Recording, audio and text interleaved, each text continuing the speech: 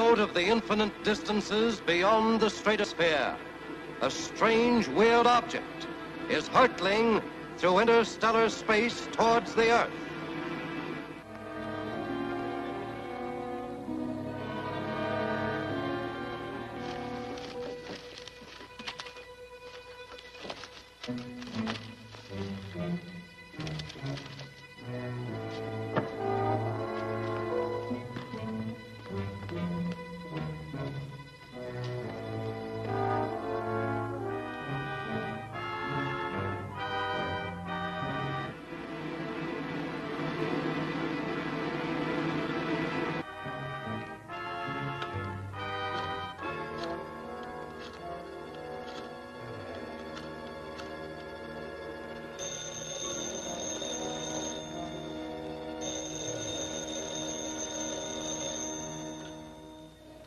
Sheila Layton speaking.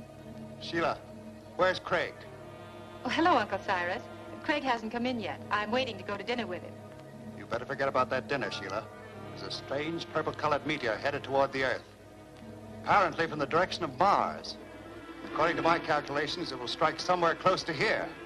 Bring Craig over the minute he arrives.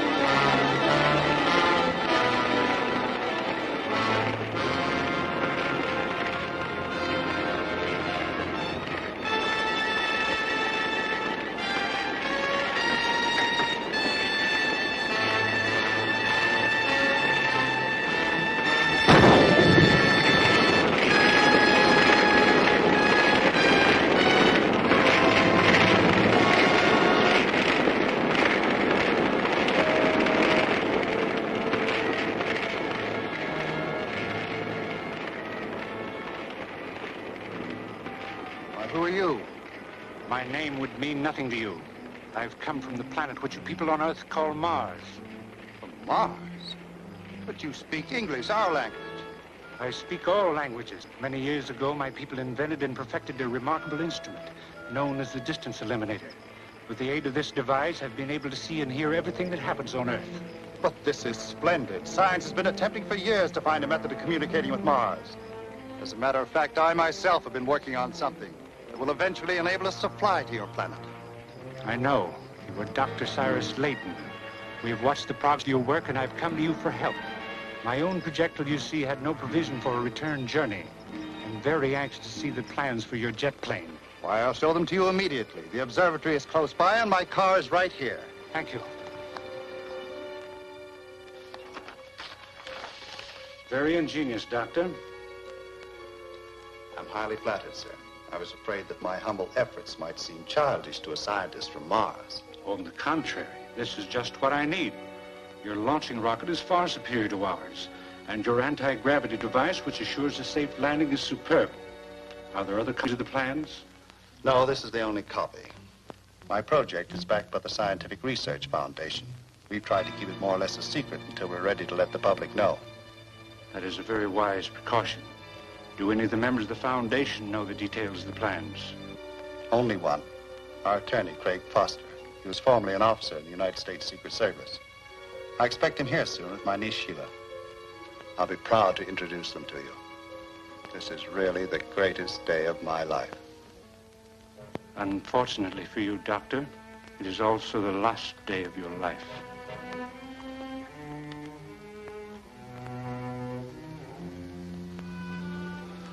I beg your pardon. I'm afraid I don't quite understand. My people have planned for a long time to invade the Earth and enslave its inhabitants, destroying all of those who resist us. I am a forerunner of that invasion, the advance guard. You must be insane. You must have injured your head when you landed. You better let me get you a drink. Stay where you are. I'm not mad. The invasion is only being delayed because of our inability to build ships that could land safely and return to Mars. Your plans have supplied that need. Then you landed in the wrong country, my friend. Do you think the American people will sit by and do nothing while you build a jet plane for the purpose of bringing in an army of conquest?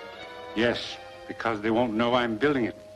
I intend to build it in the personality of Dr. Cyrus Layton. You see, I have the ability to kill you, enter your body and use it for my own purposes. Now I know you're insane. This capsule contains a specimen of the atmosphere surrounding Mars, a highly concentrated form of carboxide gas. Harmless for me to breathe, of course, but it will be instantly fatal to you.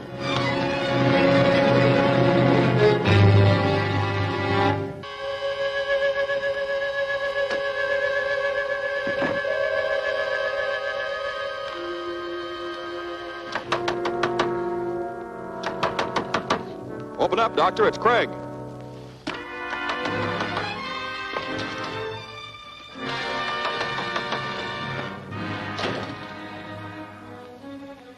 He probably went to see where the meteor struck. Wait here. I'll see if he's in the study.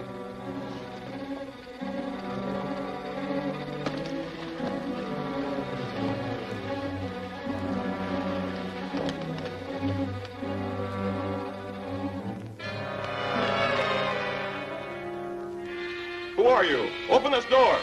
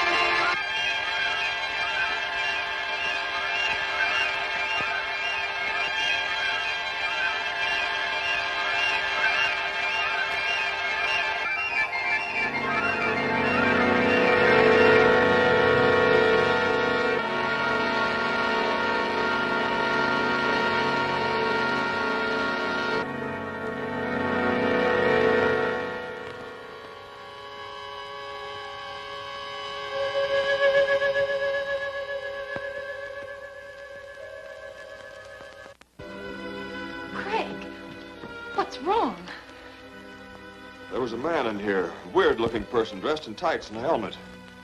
He knocked me out, must have escaped to the terrace before you came in. Uncle Cyrus, there's something the matter with him.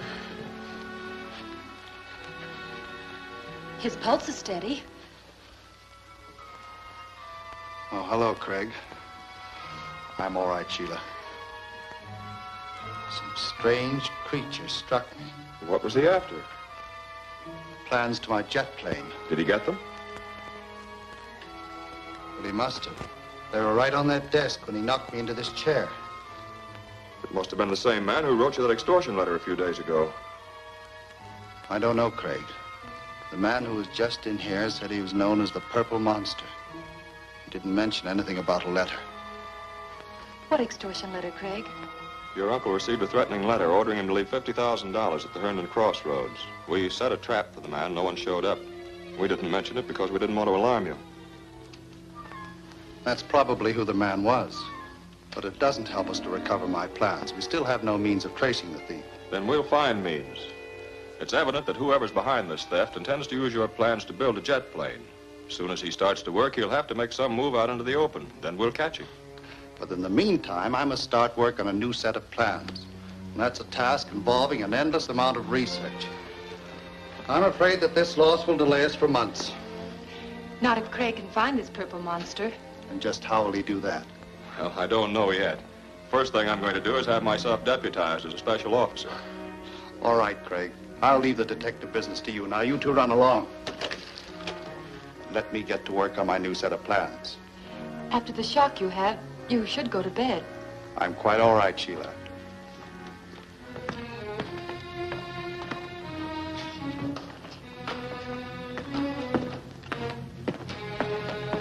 I wonder if we should notify the police of this attack. I don't think that'd be very wise. Newspapers would get a hold of it, and the whole story of the doctor's invention would be in headlines tomorrow. He's right, Sheila. We must guard our secret carefully. Well, good night, Doctor. Good night. Good night, Uncle.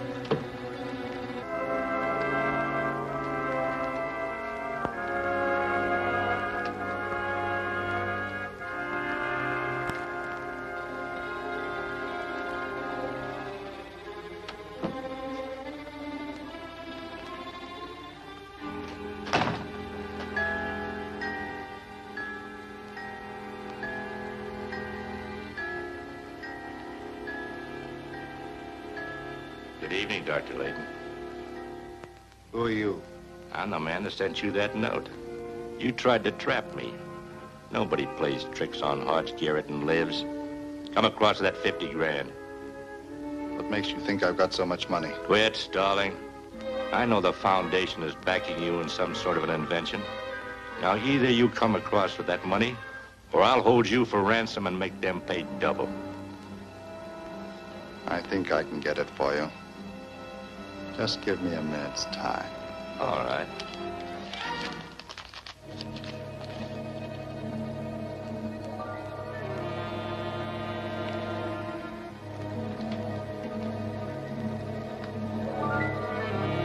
What's the idea? Make it snappy. My time is valuable.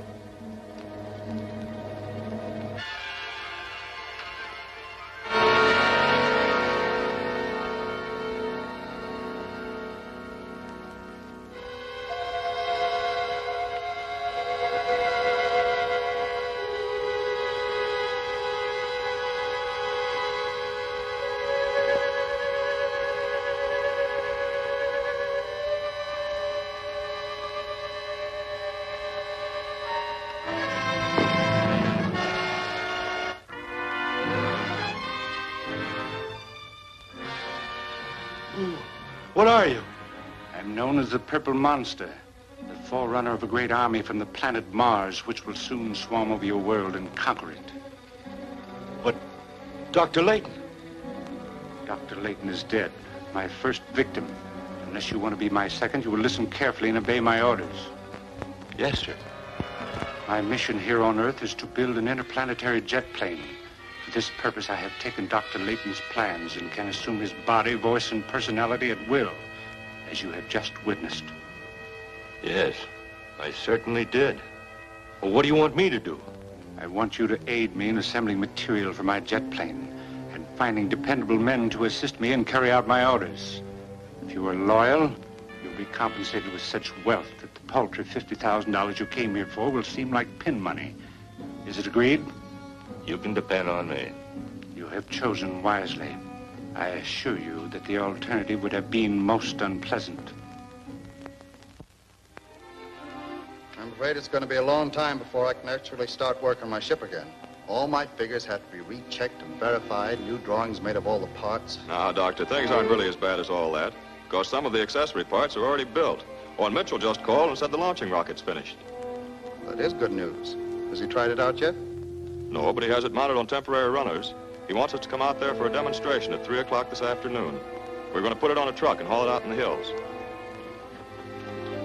If I can arrange it, I'll certainly be there. Good.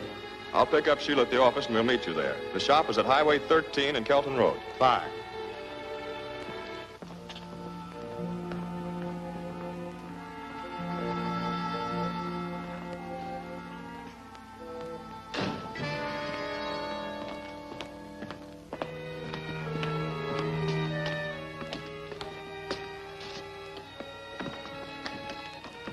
You heard what was said? Yes, sir. But I'm afraid I didn't understand most of it. What's this launching rocket he mentioned? Well, that's one of the most important units of the jet plane. It gives the projectile the necessary initial push that drives it away from the Earth into the stratosphere. I must get hold of it at once. Well, what's the rush? You're not ready for that sort of gadget yet. No, but once they've made their demonstration, they'll put the rocket in some secure place where we might have trouble getting it.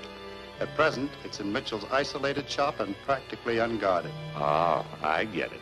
I'll resume my natural form, and we'll be at Mitchell's shop well ahead of Foster.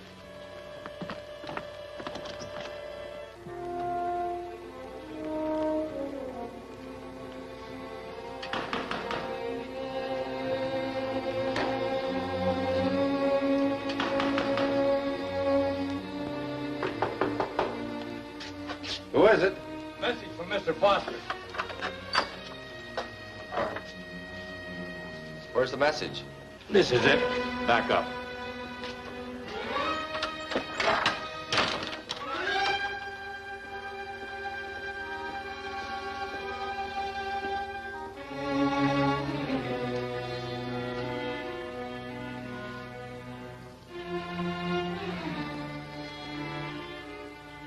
So this is your launching rocket. I presume this is the lever that fires the low-caliber rockets. That's right. When the hand on the gauge reaches 100, the main rocket fires and the machine takes off. Is the truck outside fitted with clamps to hold the machine? Yes, but Foster will be here long before you can get it loaded. Hey, maybe he's right. No, he's not. He's going to telephone Foster and cancel his engagement for today. Get over to that phone.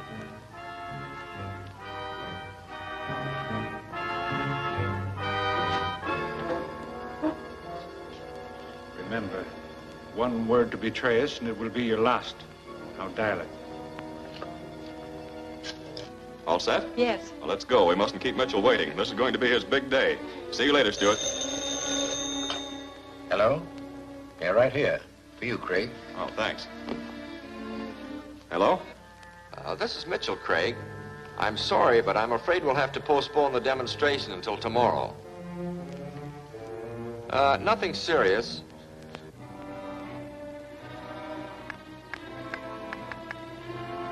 Just a little ignition trouble.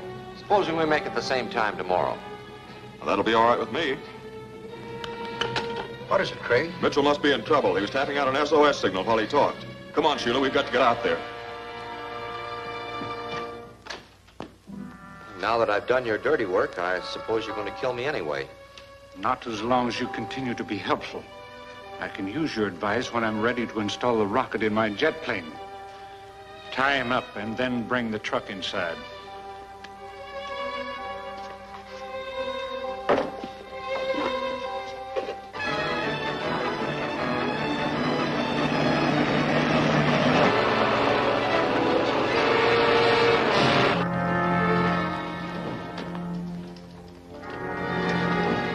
Careful of that lever. You'll send this thing out of here in a streak of flame.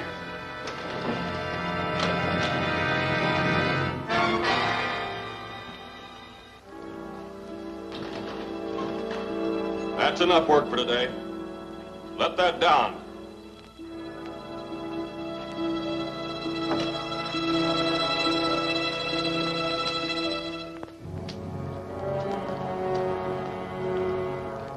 All right, turn around, both of you.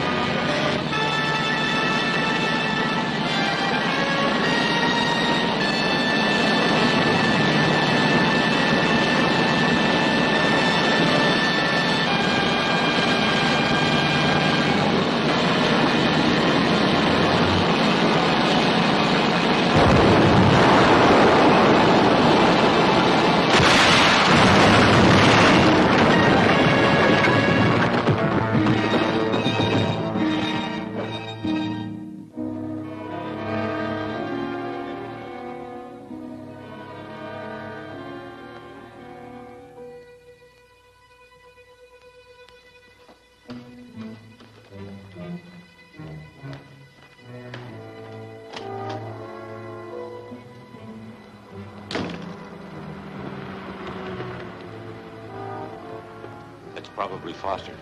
Get into the basement.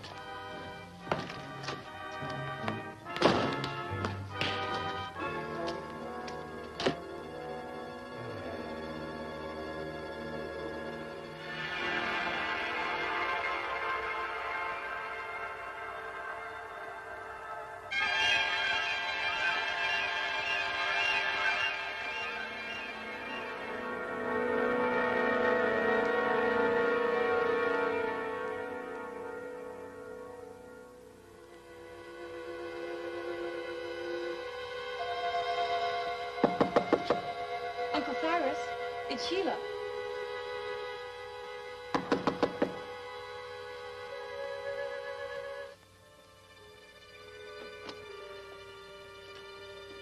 Uncle Cyrus, are you all right? I'm sorry, Sheila. I'm afraid I dropped off to sleep. Anything wrong? The purple monster attacked Mitchell's workshop. What? That's right. Mitchell escaped, but the launching rocket was destroyed.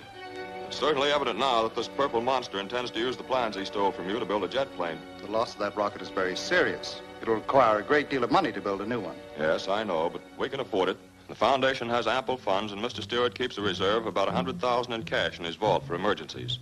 You can draw any reasonable amount from him if I countersign your order. Well, that makes things a bit easier. I'll go down immediately and draw $2,000 as a working advance for Mitchell so that he can get started on another rocket without delay. Good.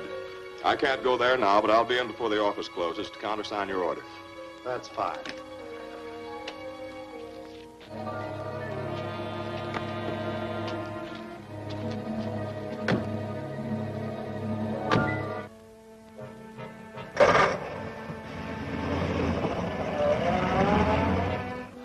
Foster just told me that Stewart has $100,000 in cash in his vault right now. 100 grand. Who's Stewart? He's president of the foundation. Of course, I can't draw a large amount without arousing suspicion. But you told me that you're an expert in opening safes, didn't you? I can open any of them. That is, they don't have a time lock. Stewart's safe has one. But I have a little device that'll make the time lock ineffective. Foundation office is in the tower building. Go down there, look the place over, and find a way of entry. In the meantime, I'll report our progress to Mars. The Earth expedition calls the Emperor. The Earth is calling the Emperor of Mars.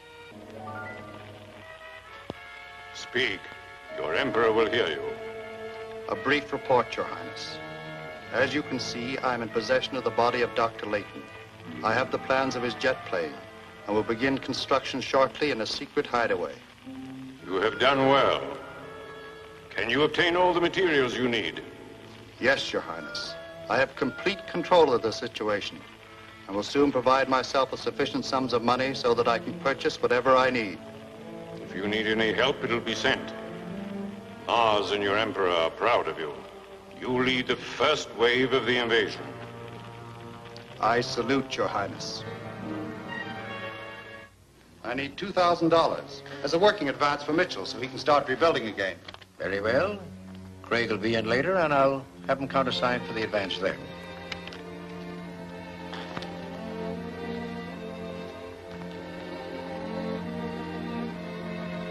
Your vault looks very strong and businesslike.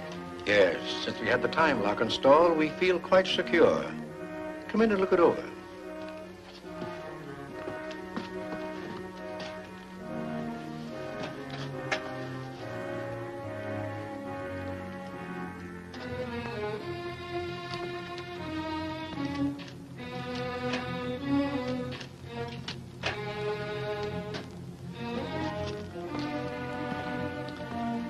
There you are, Doctor.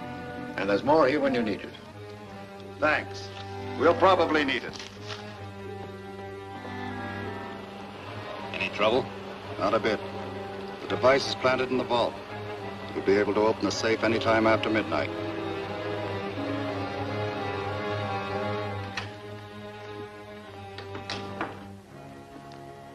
Hello, Craig. Hello, Stewart. Glad you came in. Here's Dr. Layton's voucher for your signature.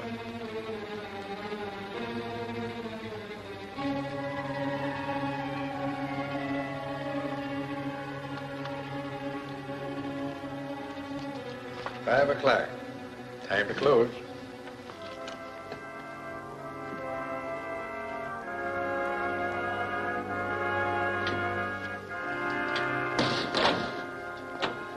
Just a minute. Look at that time clock. Why, it's 30 minutes fast. You can see the minute hand moving. Strange. Apparently something's wrong with it. Yes, very wrong. I'll bet someone's been tampering with the mechanism. At the rate those hands are going, the time lock will be off sometime around midnight instead of 9 o'clock tomorrow morning. Who's had access to this vault during it? About half a dozen of our employees. Stands open all day. My people are free to go in and out. But no one except me knows the combination. If I'm right, the man who figured out this device won't have any trouble with the combination. He knows at what time this vault can be open tonight, and he'll be here to get the money. I'll have my people questioned at once. No. No, you better say nothing about it. That'd warn the thief. I'll come back after dark and stand guard in the corridor.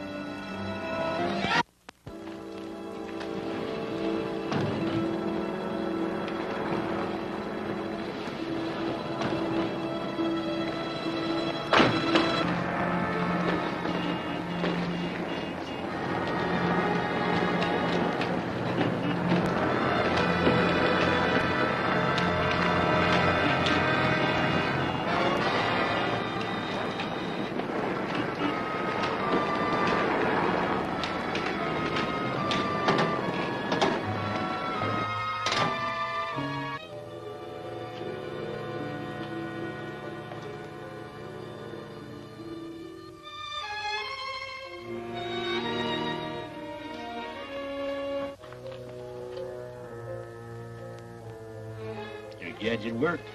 The time lock's off.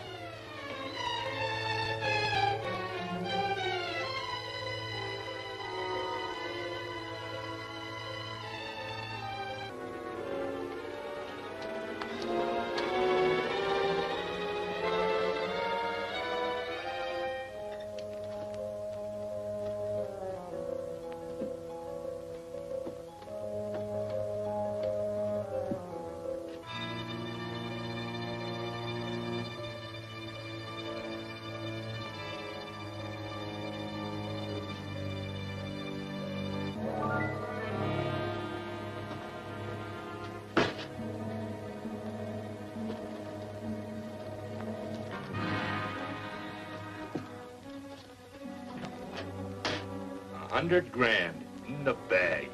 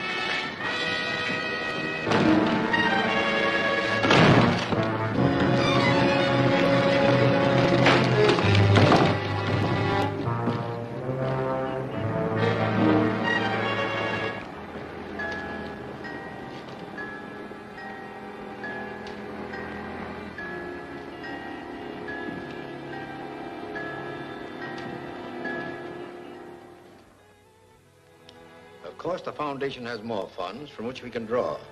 The unfortunate part is that with the stolen money and Dr. Layton's plans, the Purple Monster will be able to build a jet plane himself. And he certainly won't have to steal the materials when he can buy them. Yes, but he can't buy the special devices and chemicals which are manufactured exclusively for our jet plane. When he does try to get them, he'll come out into the open. That's how I hope to catch him. Oh, I'll take it. Hello? Hello, Foster. This is Saunders. What about that special fuel I processed for the jet plane? I've got a lot of money tied up in it, and now I understand it may be months before the Foundation will want to use it. Yes, I'm afraid that's true. Well, I called Dr. Layton. He told me to discuss it with you. He feels I should either be reimbursed or permitted to sell the fuel. I doubt very much if you could find a customer. However, I'll take it up with the Foundation members. Goodbye. Saunders thinks he should be paid now for the rocket fuel he made for us, whether we use it or not. I suppose he's right. You'd better get an okay from the other members, and then I'll take care of it. All right. I'll drop in on Dr. Layton at the observatory. Then you tell that absent-minded uncle of mine that I'm coming up and coax him out to lunch. It'll probably be his breakfast or last night's dinner. See you later.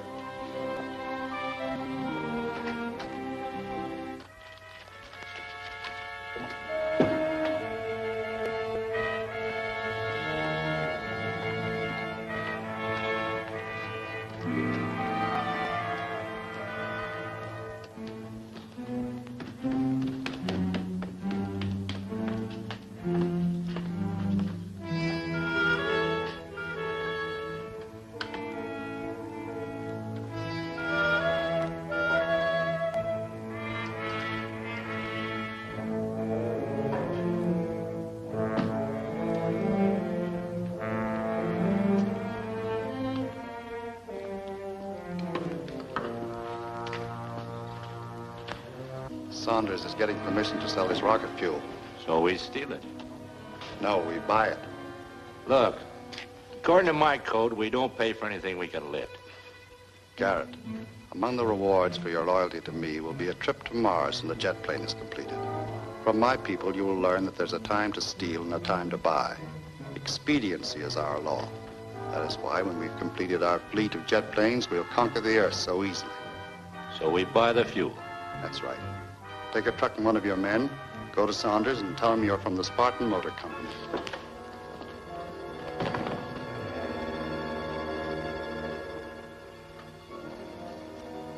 These plans are better than the first ones, Craig. They're giving me a chance to work out some of the bugs. That's fine, Dr. Layton. Take as much time as you need. Hello? Oh, yes, Stuart. Yes, he's right here. Yes? Saunders just called and said he had a customer for your rocket fuel. Well, thanks. I'll call him. Saunders has a customer for the rocket fuel, and there's only one customer who could use it. That's the Purple Monster. Oh, I'm not so sure, Craig. It's entirely possible that the fuel could be used in other types of motors. Yes, possible, but not very probable. I'll tell Saunders to stall the deal until I get there. Very well. I'll get back to work.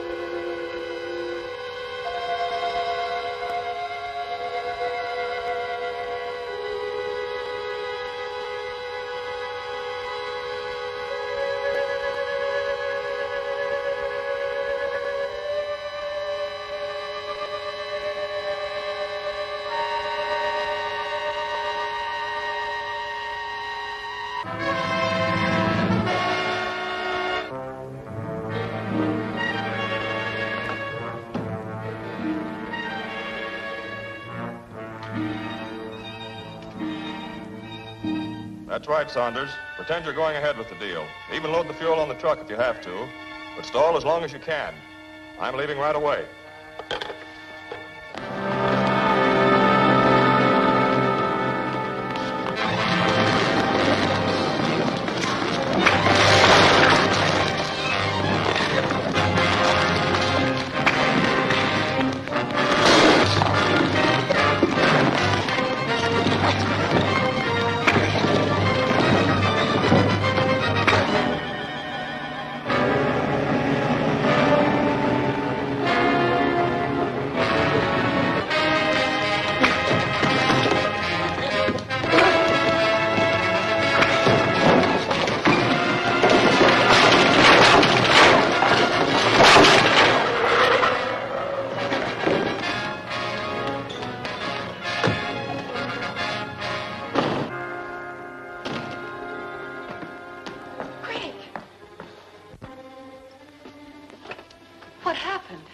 purple monster, didn't you see him? He must have gone into Uncle's study.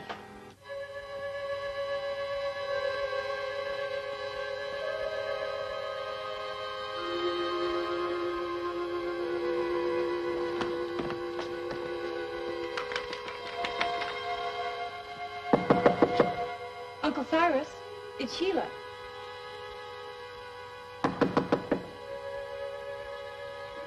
Uncle Cyrus, are you all right?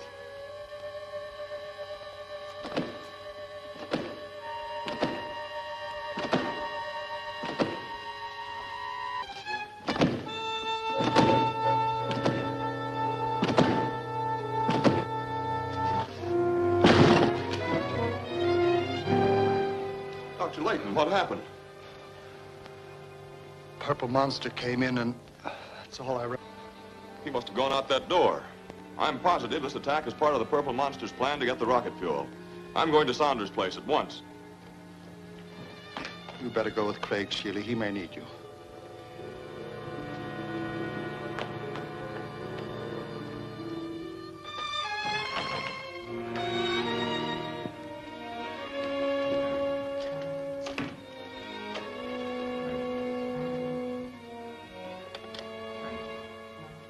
It's taking long enough to load that truck.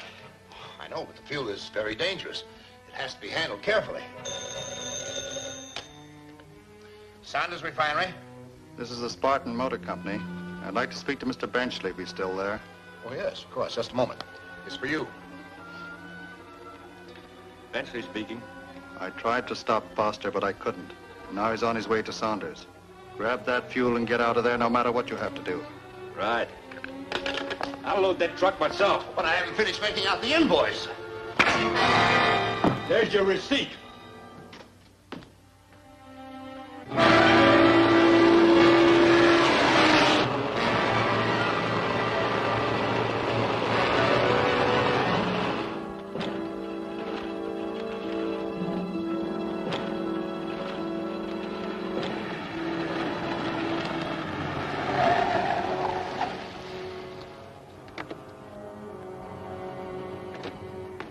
Start her up.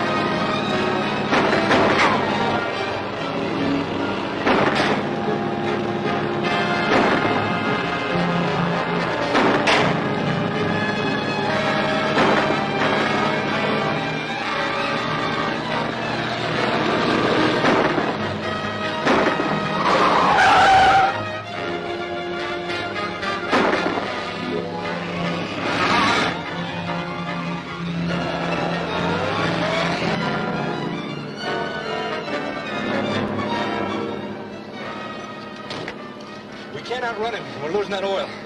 When you get to the top of the grade, stop.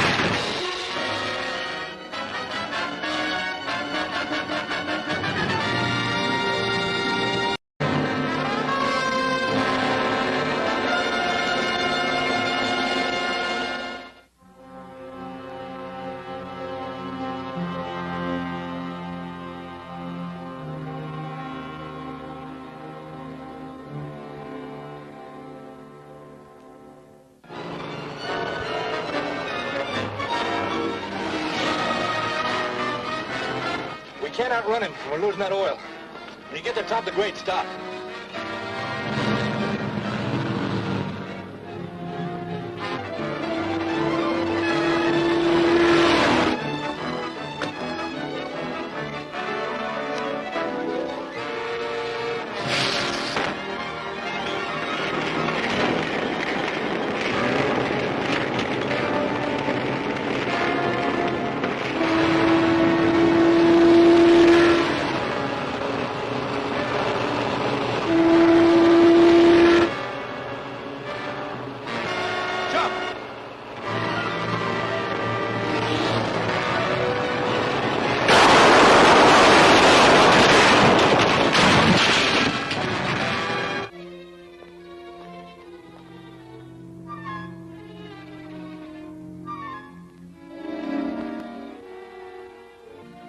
The man who tried to get away with the fuel is an agent of the same mysterious individual who stole the plans for Dr. Layton's jet plane. The Purple Monster. That's right. And since he didn't get the fuel, he'll certainly try to steal your secret formula. Well, I'd better assign a guard to watch the safe every night. No, I want that job myself. I have a scheme that'll give you complete protection. Let's hear it. I'd like you to give me your formula. I'll turn it over to the Foundation for safekeeping. Then I want you to write out a false formula naming octolene as the secret chemical ingredient. Why octolene? Because it's made by only one company, which the Foundation controls. If the Purple Monster does get this false formula, he'll think he has to have octolene.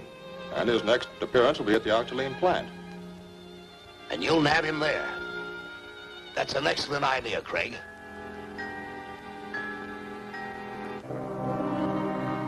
I'm sorry we had to lose that rocket fuel. Would have been worthwhile if Foster and the girl had been removed. However, I still believe we can get a hold of Saunders' formula. Well, I'd better take several men with me. His Saunders will surely be on his guard now. On guard against a night raid by you and your men, yes. But not against an afternoon call by the respectable Dr. Layton.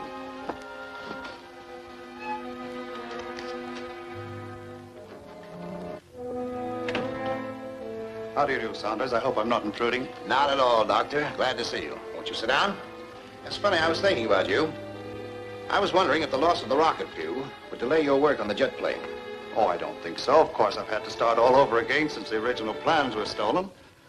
Perhaps if I had a look at your formula, I could speed things along by basing my calculations on that. No, Doctor. The formula's better off in my safe than in your head. You're carrying enough important secrets around with you. I'm sorry. But would I be out of order if I asked to see the gyro compass you've been working on? No, not at all. The model's out in the shop being magnetized. If you wait a few minutes, I'll get it for you. Gladly. All right?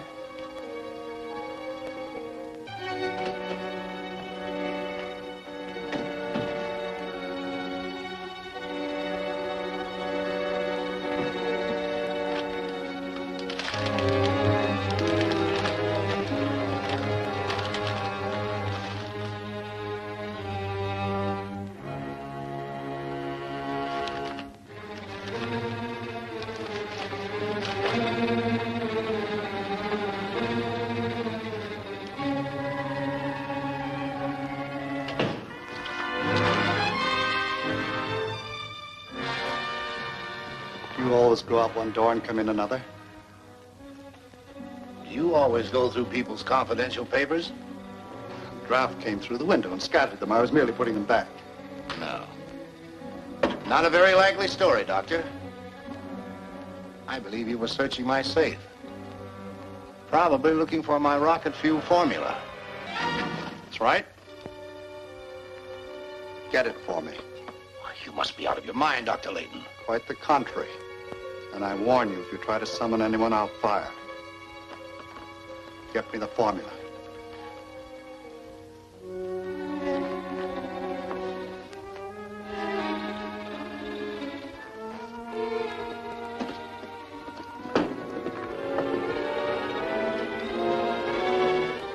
Open it and hand me the contents.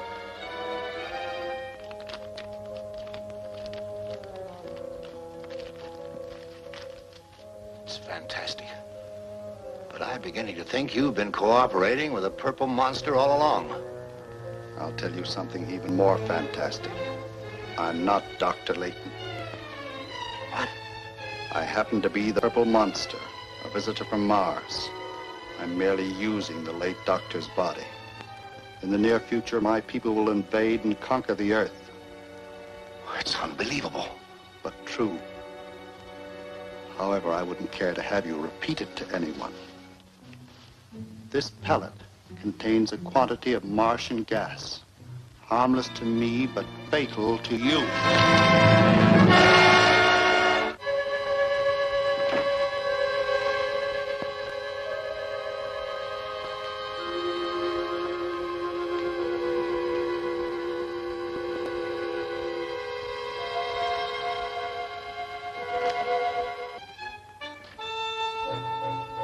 Craig, I've been trying to reach you by phone for 2 hours. I was at the courthouse. What's the trouble?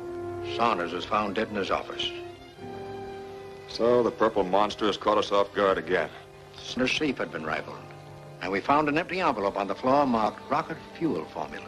Well, that means the octoline plant will be attacked next. I'll get right out there. You better telephone the news to Dr. Layton.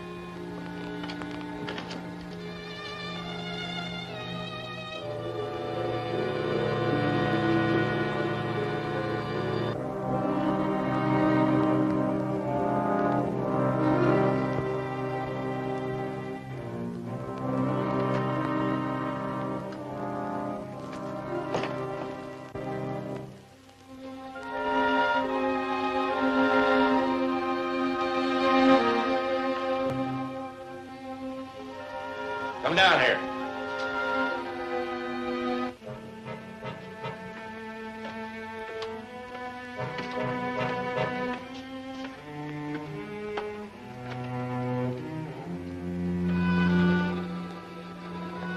What do you want? A load of that octoline. Quick. Well, there isn't any here. It's all in the warehouse. But I'm mixing up a new batch now. Where's the warehouse? Well, I don't see what business that is of yours. No? Show him, Ed.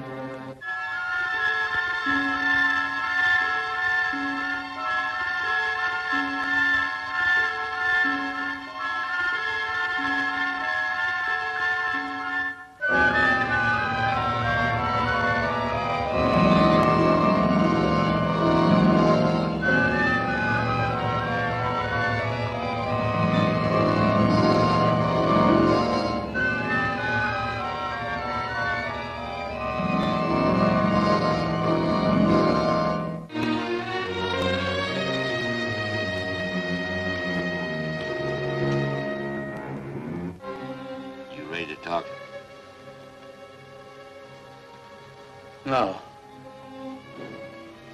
I think I know a way to loosen your tongue. Draw some of that acid.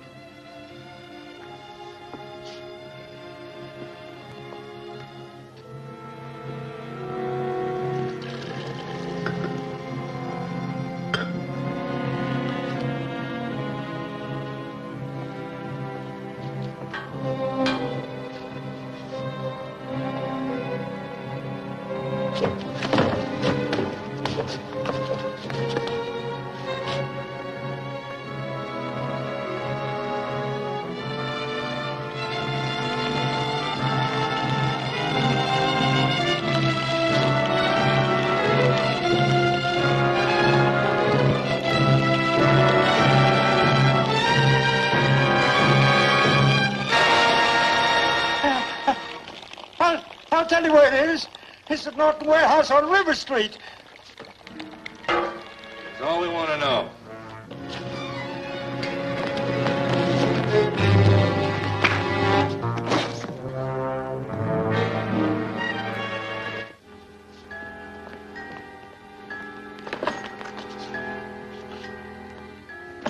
Drop those guns.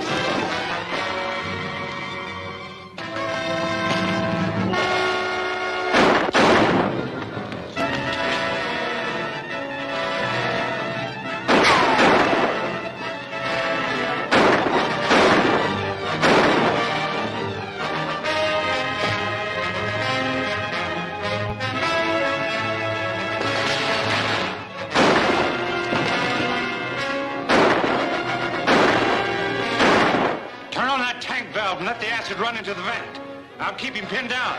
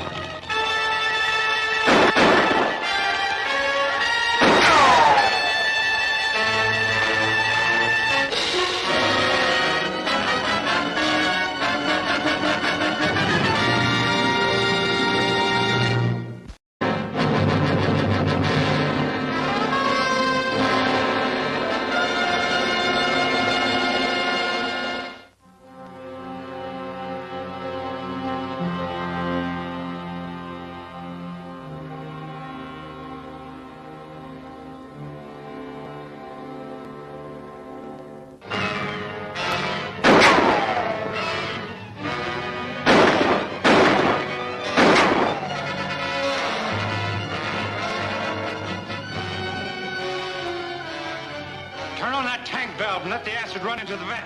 I'll keep him pinned down.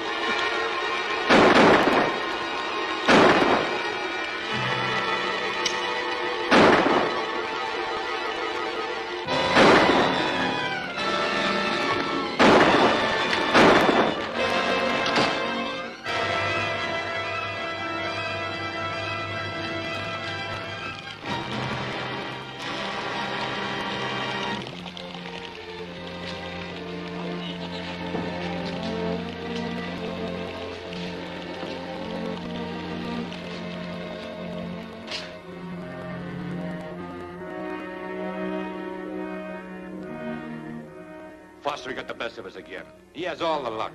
It isn't luck. The man has a keen mind and he acts quickly. He knows we're building a jet plane and he's able to anticipate almost every move we make. However, I'm going to be just one jump ahead of him in my next move.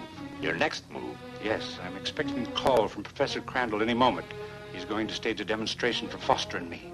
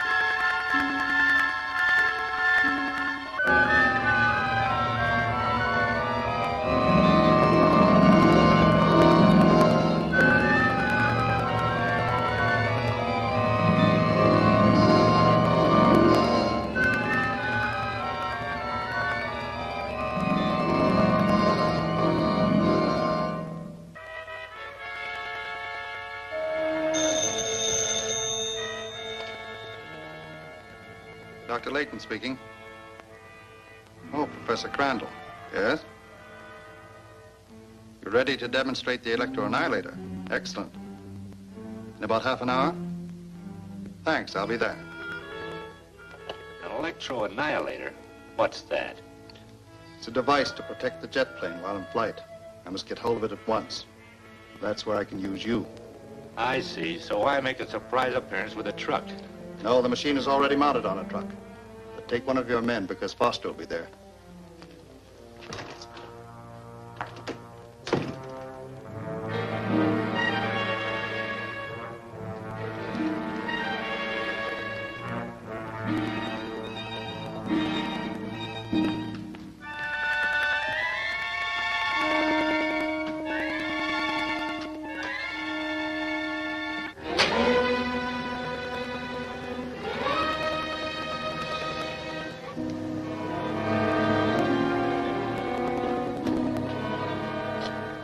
As you know, falling meteors are the greatest hazard to space travel.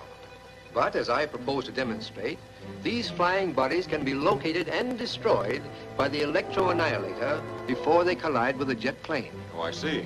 When the locator map warns of any approaching object, I focus the annihilator beam in the direction indicated. When the object moves into the beam, it is completely destroyed. In this demonstration, of course, I am using only a fraction of the annihilator's power.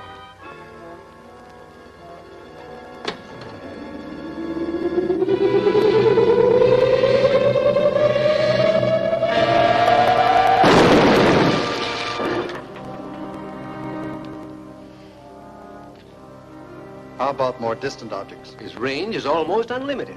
All you do is set the rangefinder to the approximate distance until the object becomes visible on the locator map. Don't move, any of you.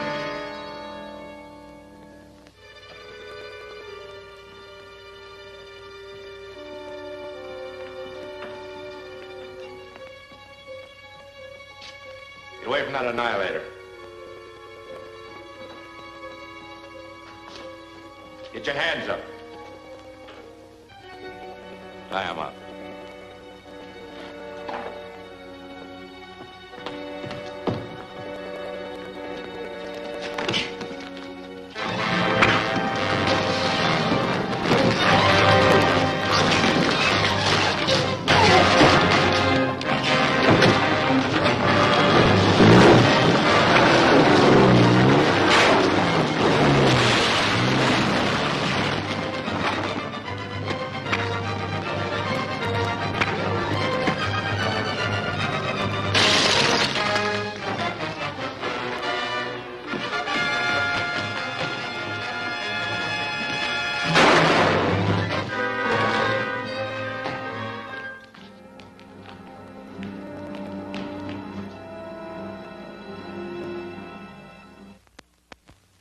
Flash!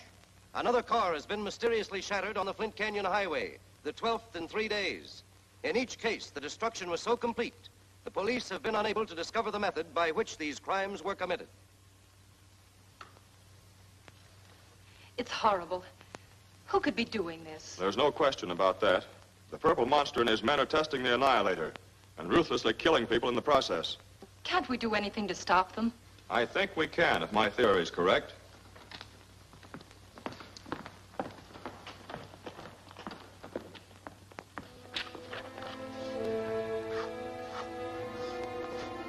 These are the 4 highways in the region of Flint Canyon where the cars have been destroyed. As you see, they form a rectangle. Whoever's responsible for these crimes must be operating within this area. Well, that's an interesting theory, but how can you prove it?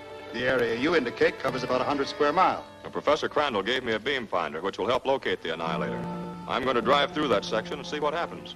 After what's happened to all those other cars? Well, the beam finder not only establishes the locality of the annihilator, it gives plenty of warning before it strikes. Let me go with you. No, I think you'd better stay here. I might be able to help. I can follow in my own car at a safe distance. All right, but make sure you keep that safe distance. We'll contact you later, Doctor. All right, Craig. Calling HG, calling HG. HG answering. Come in. Foster's on his way to the canyon with a beam finder. Sheila's following in her own car. They'll communicate with each other by radio. That should help you pick up their route. Let me know as soon as you dispose of them. It'll be a pleasure.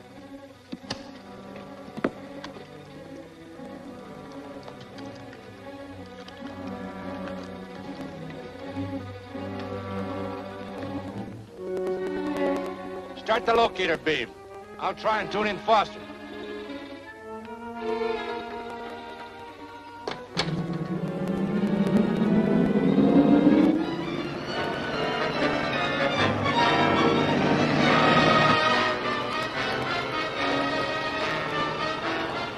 Come in, Sheila. Hello, Craig. Everything okay? I'm all right so far. I'm just entering the pass. Where are you? About 2 miles past Riverhead. Good. Don't follow me too closely.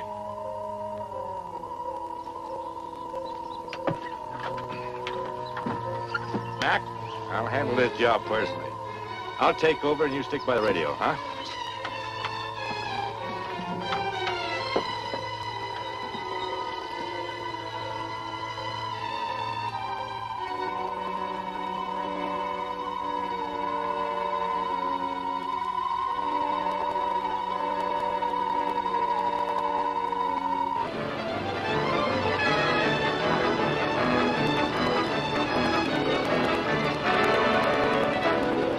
go, Sheila.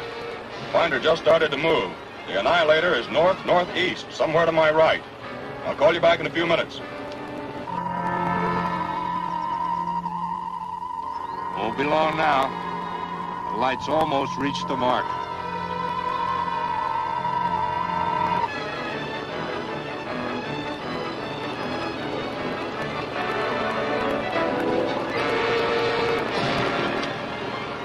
Sheila, I'm coming into range of the Annihilator beam.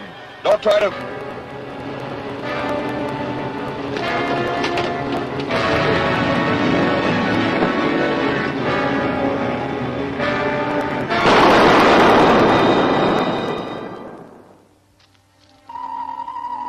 That was simple.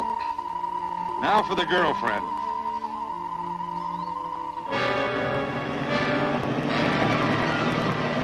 Craig, please answer.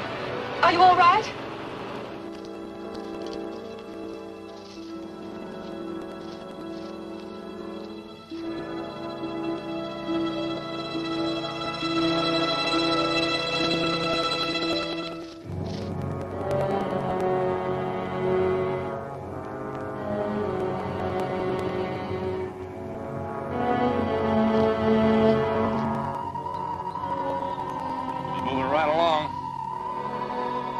Blast her right where it hit Foster. She'll never know what hit her. Turn off that machine.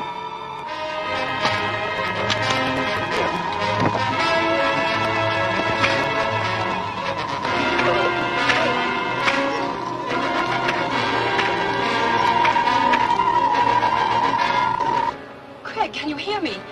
Where are you? Come in, Craig.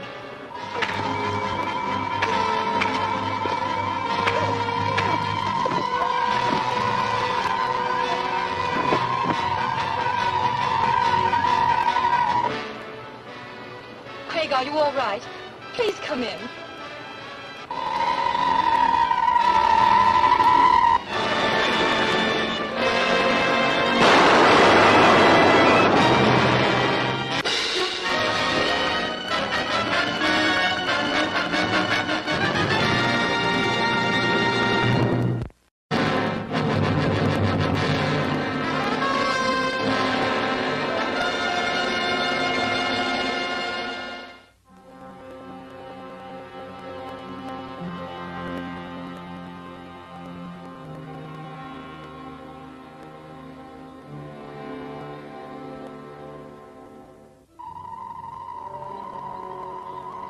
Moving right along. Set to blast her right where it hit Foster. She'll never know what hit her. Turn off that machine.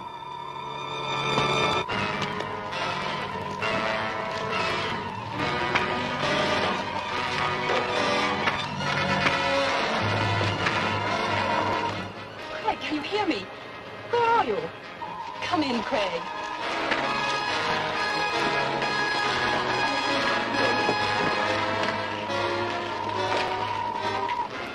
Craig, are you all right? Please come in.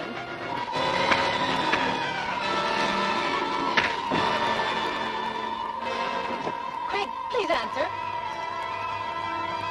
Sheila, jump. The Annihilator beam is focused on you.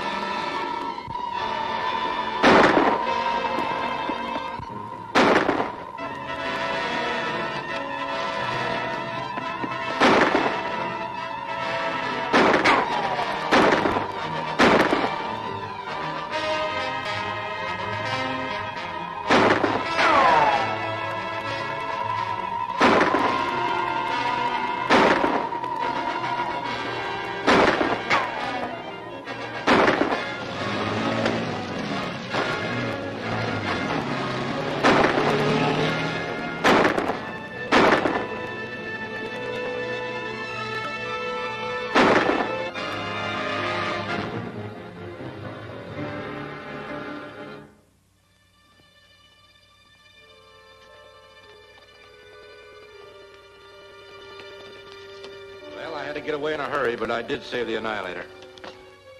Well, I'm afraid we'll never be able to use it while Foster has a beam finder. Once he has it repaired, it'll lead him directly to the Annihilator. Repaired? You mean the beam finder's broken? Yes, Foster telephoned me and said it was slightly damaged at Flint Canyon. He and the Layton girl are taking the finder to Crandall to have it fixed. Then I'd better get right over to Crandall's. No, that won't be necessary. I asked Foster to bring the machine to me first so I could examine it. My plan is very simple. Crandall isn't going to live long enough to repair that finder.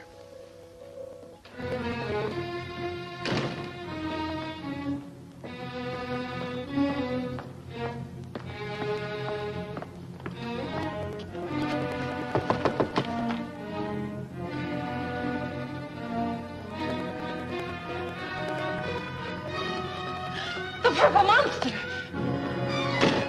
Wait here, Sheila.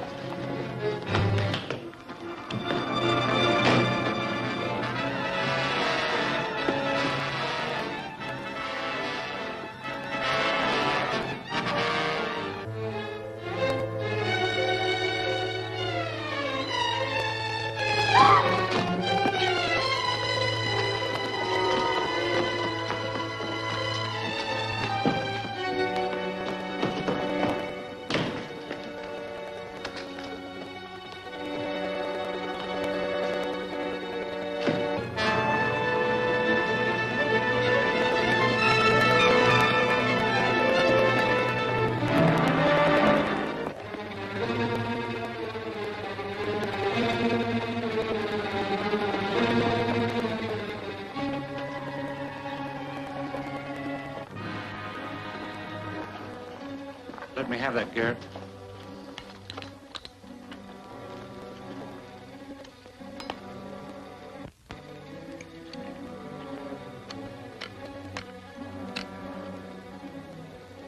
When Crandall tries to remove this coil, a spring will drive a tiny poison dart into his hand.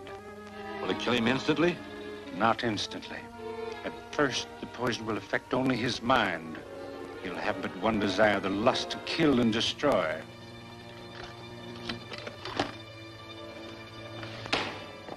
I shall arrange for Foster himself to deliver the machine to Crandall.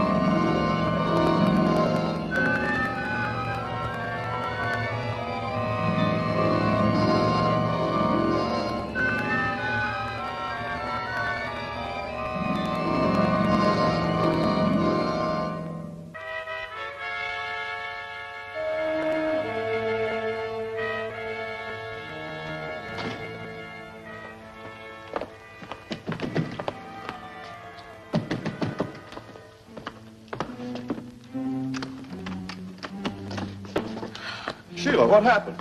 Somebody sneaked up behind me, took the finder, and locked me in the closet.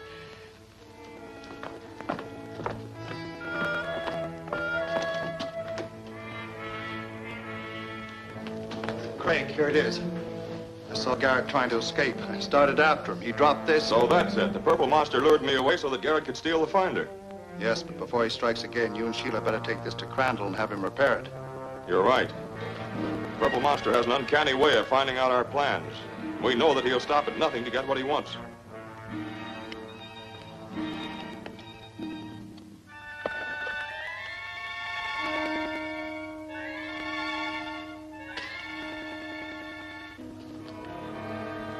I'm sure the damage isn't very serious.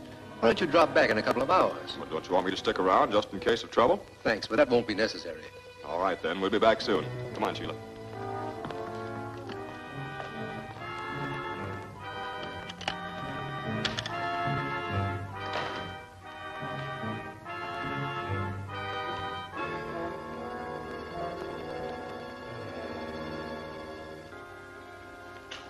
poison should have had its effect by now. You better go down to Crandall's, because I'm not just sure how he'll react to what'll happen.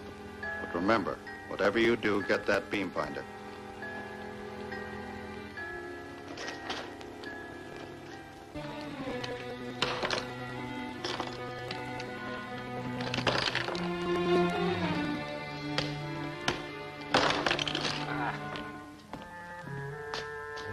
Ruined. Utterly ruined. A creation of genius destroyed by incompetent ignorance. It's Foster's fault. But I'll get even with him. I'll make him pay. I can destroy, too. I'll kill Foster. No one would blame me. It's retribution.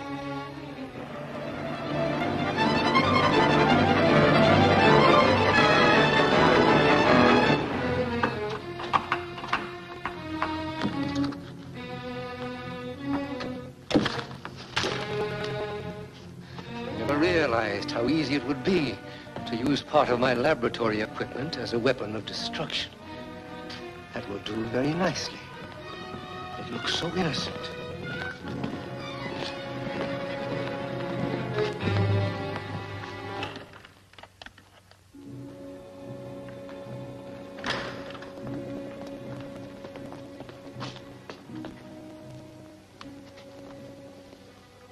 What are you doing here?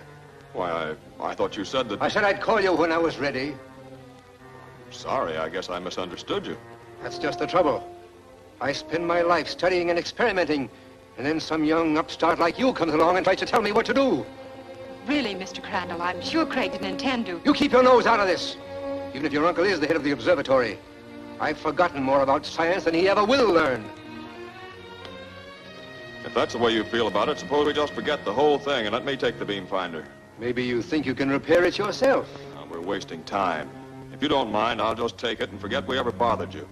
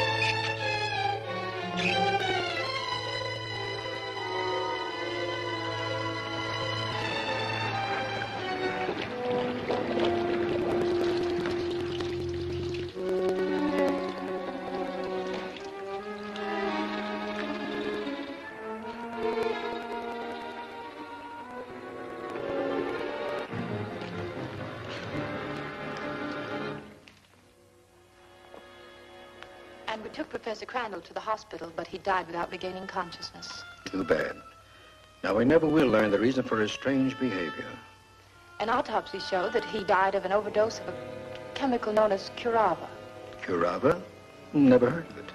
It's a rare chemical that affects the brain tissues, causing madness and then death. If we could find the source of this curava, it might lead us directly to the purple monster. Yes, Craig is checking on that now. What did you find out, Craig? Well, curava is handled locally by the pharmacy supply company. They've had only one customer. A certain blind man uses it occasionally diluted as an eye wash. I've already tried to contact the doctor who wrote the prescription, but I haven't been able to locate him. Why don't we check on the blind man, Craig? Oh, that's a good idea, Sheila. Would you mind taking care of it? He's an organ grinder named Tony. Usually hangs out around 5th and Elm Streets. While I'm at Crandall's inquest, suppose you go down and see what he can tell you. All right.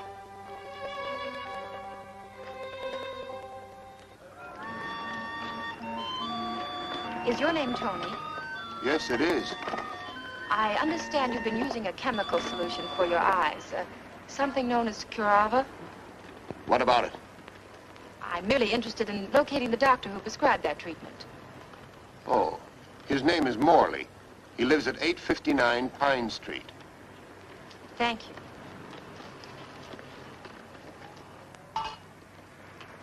Thank you, miss.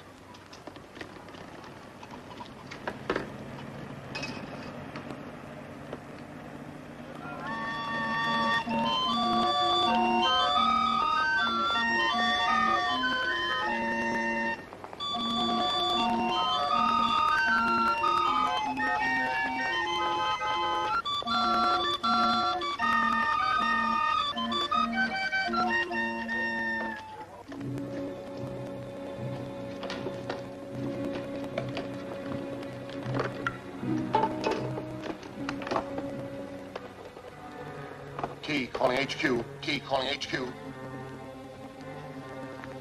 This is HQ. Go ahead. Some girl was just here, and she was trying to pump me about the curava. So I sent her to Logan's place on Pine Street. Good. We'll be there before she is.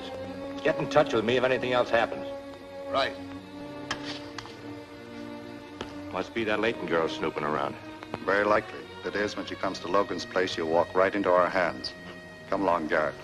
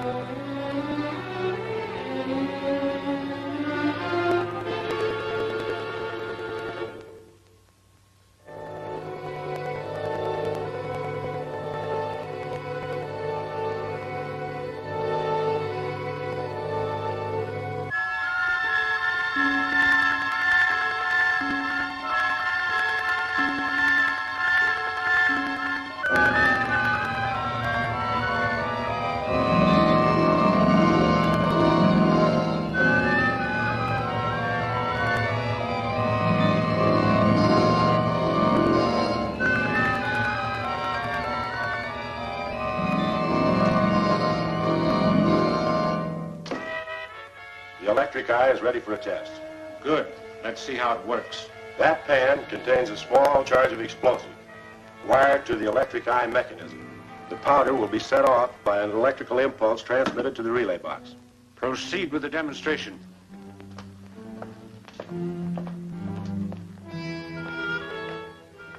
Watch the door. The girl may be along any moment. Power beam is on now. That establishes a contact between the electric eye lenses mounted in this door frame. Watch what happens when I walk through the door and break the contact between the lenses.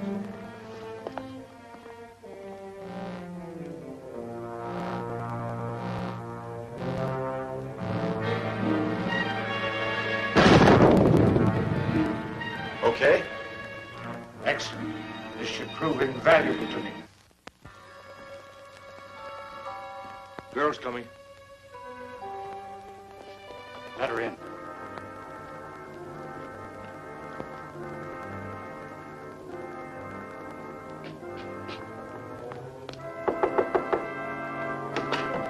in, Miss Layton.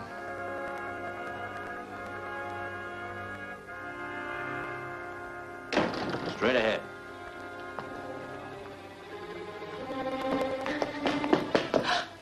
The purple monster. I should have suspected this was a trap. Well, you can't know everything, lady. But she knows some things we'd like to know. Sit down.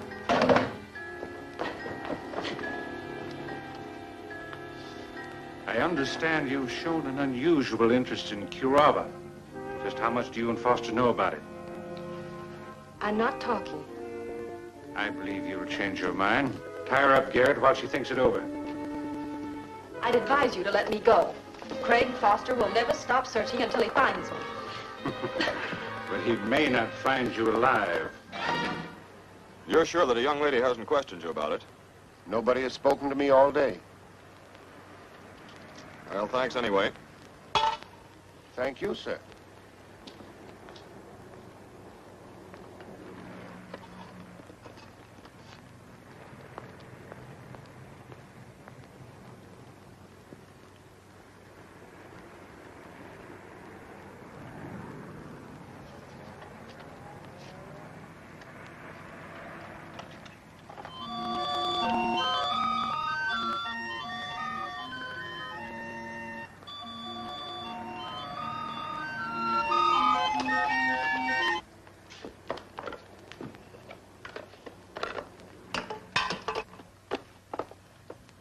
Calling L7. T calling L7.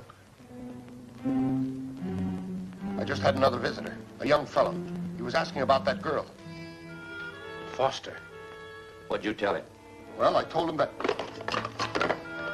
Officer, I ain't done nothing wrong. Yeah, a blind man recognizing a policeman just comes natural to him. Grab that hand organ, officer. They got him. What about this Tony? How much does he know? The wavelength and the radio call number of our hideout, but not the location. We can change the wavelength. Anything else? The address of this place. Will he talk? Under enough pressure, he might talk.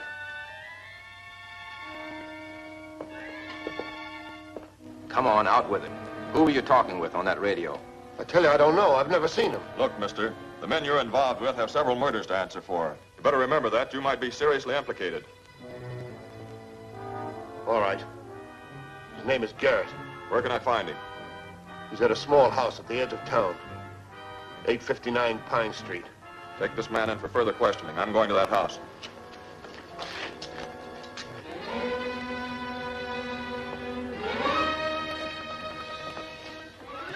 Foster's probably on his way here right now, so you'd better connect the electric eye mechanism to those cases of explosives.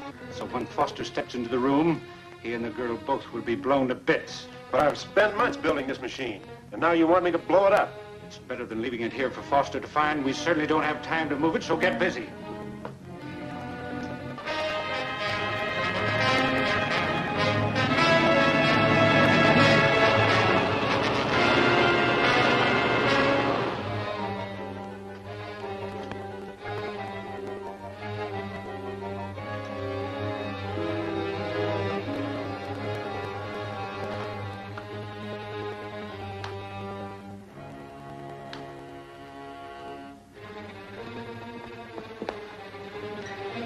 Everything's ready. Let's get out. Hold it.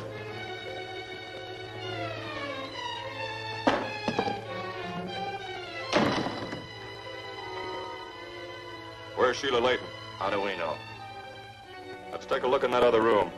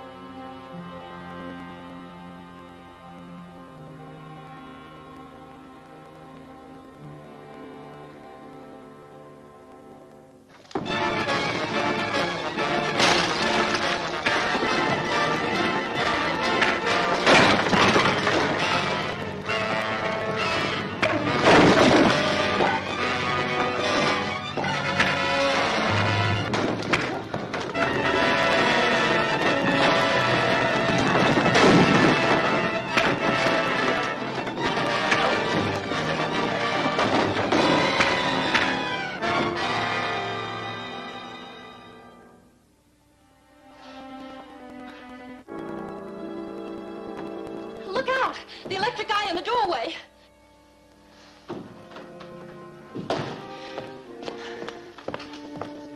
It was a trap. If you'd walked through that beam, both of us would have been blown to pieces.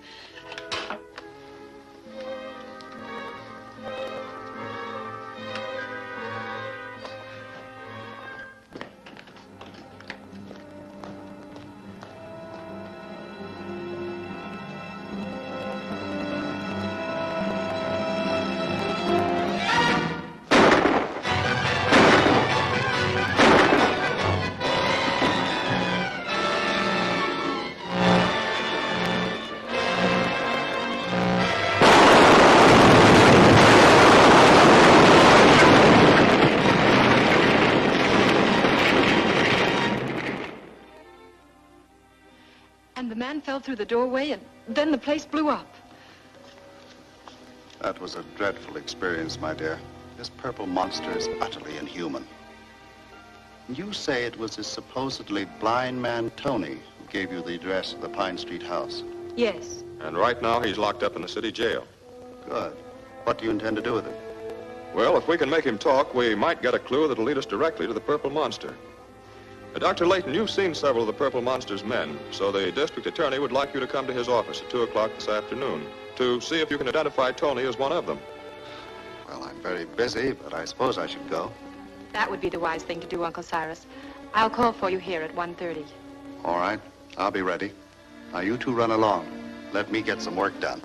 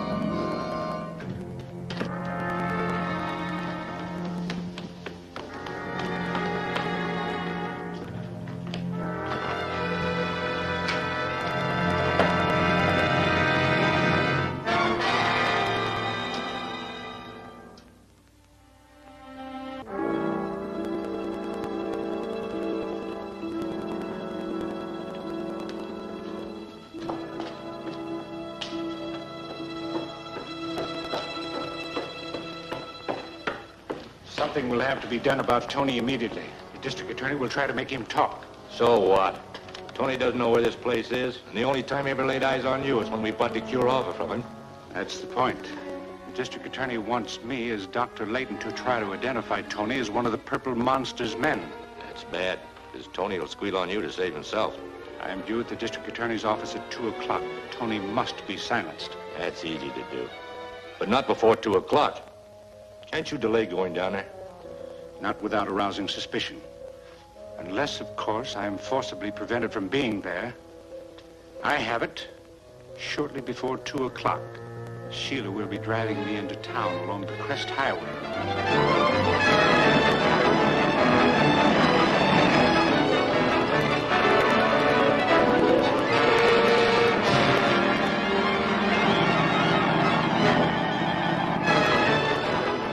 Uncle, I have a feeling that car is following us. You're just nervous, Sheila. The man probably wants to pass us. Perhaps.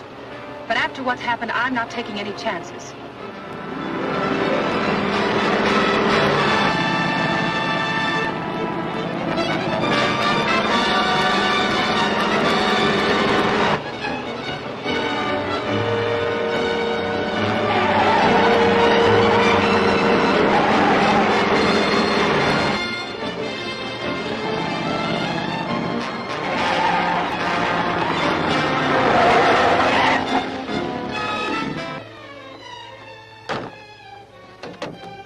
Layton. You're coming with me. You stay right where you are. I'll have you jailed for this. Shut up and get in my car.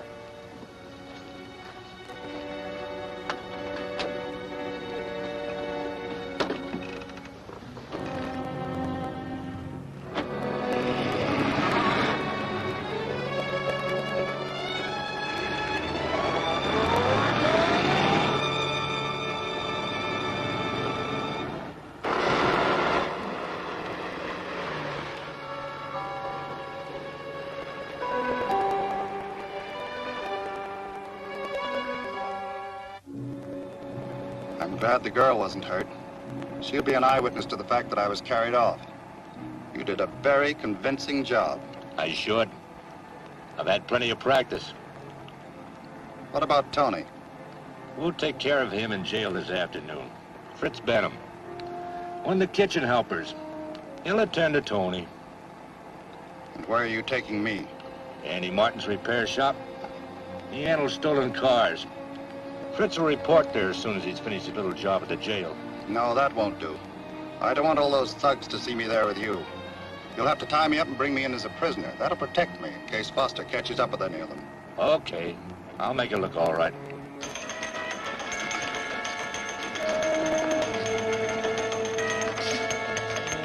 Hold it.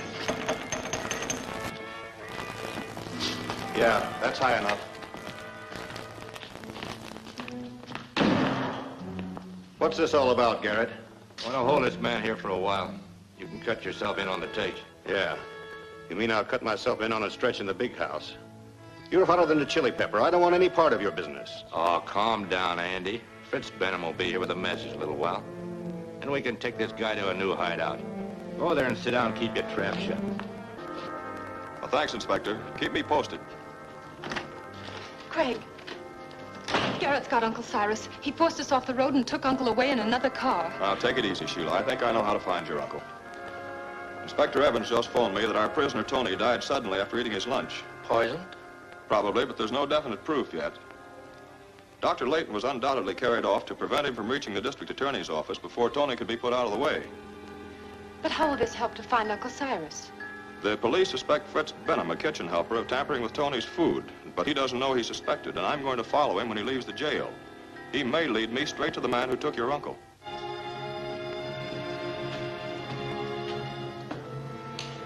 That's your man, Foster.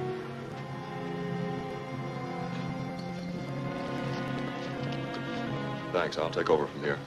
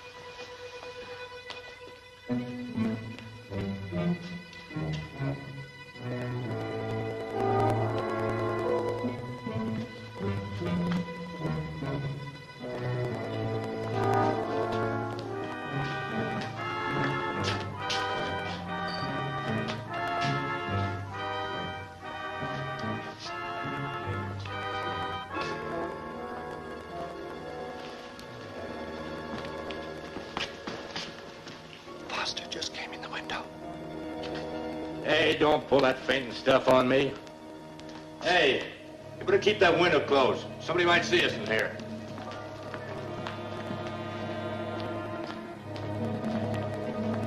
Drop that gun. I got you covered.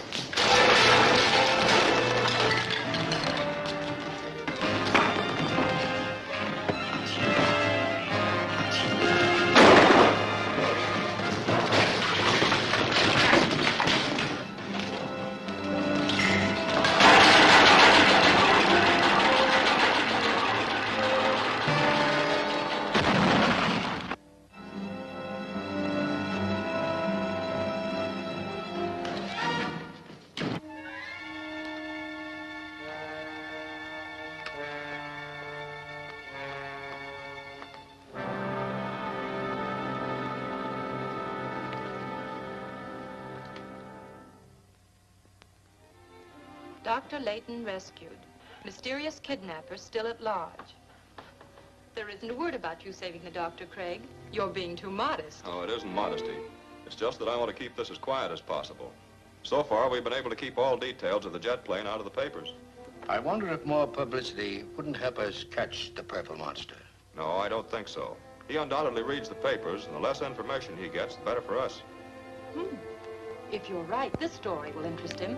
Dr. Paul Meredith, noted physician, has perfected an oxygen device that will revolutionize the treatment of respiratory diseases. He has refused offers from the Scientific Research Foundation and other sources. Great Scott. Why does our foundation want that machine? Now, I've seen Meredith's working model. On a larger scale, it's just what the jet plane needs to create oxygen to use beyond the stratosphere. If the Purple Monster is building a ship from Dr. Layton's plans, he will certainly need a device like that. And he'll go after it. I'd better warn Meredith.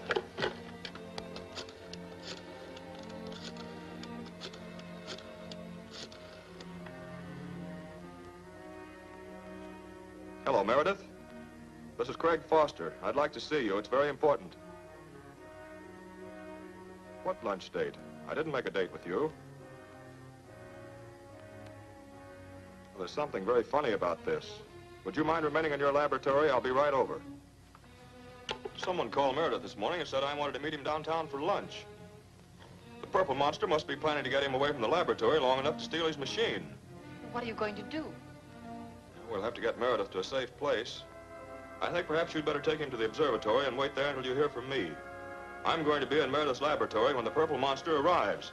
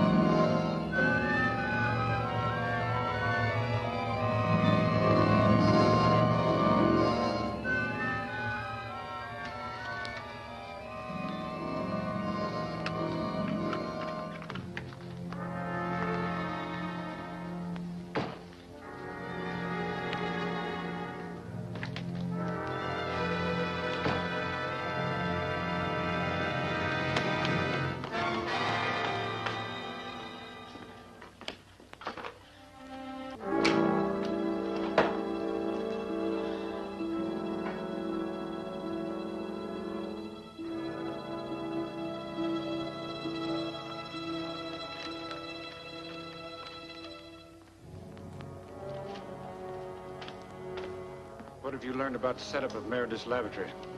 Only that he keeps the model of the oxygen device in the safe.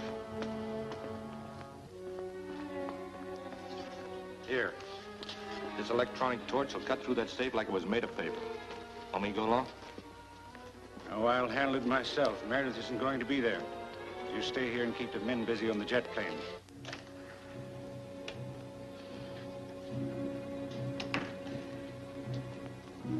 Uncle Cyrus. I believe we caught the great scientist napping. Yes. Poor Uncle. He's just worn out from his work.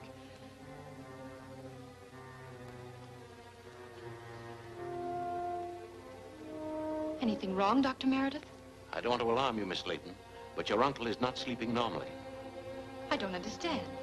It's very strange. Pulse, respiration. It's almost like a coma, as though he were drugged. It must be the work of the Purple Monster.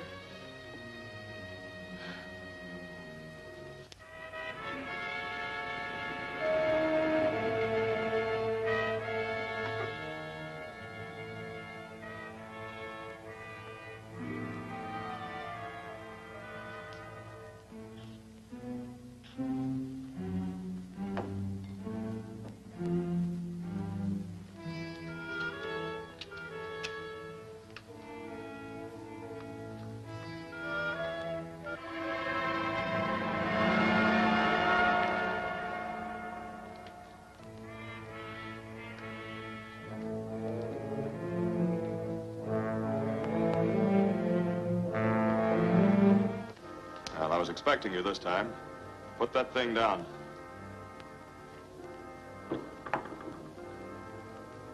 So the purple monsters finally made a mistake.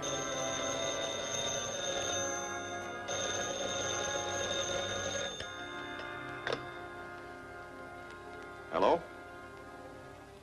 Oh, hello, Sheila. Your uncle.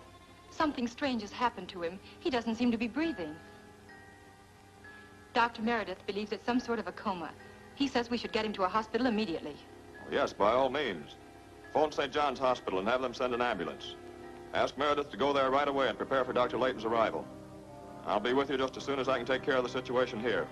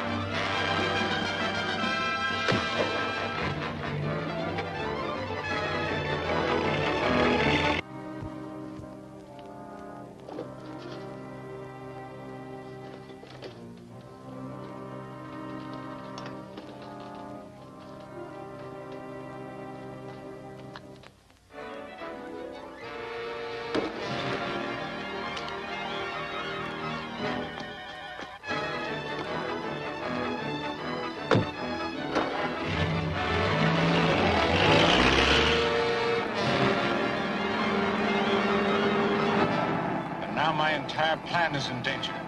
The girl is taking Dr. Layton's body to St. John's Hospital in an ambulance. Is it too late to stop her? It's not too late.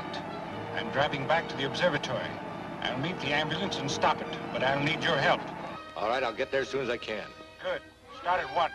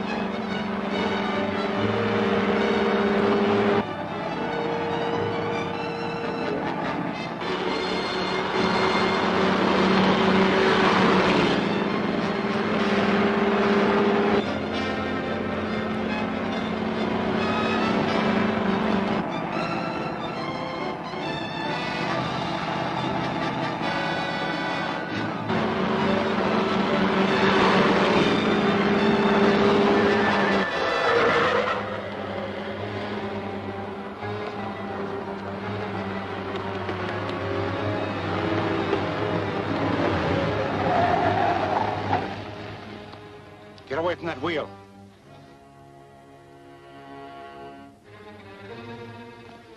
Open the doors, Garrett. Step on, Miss Layton.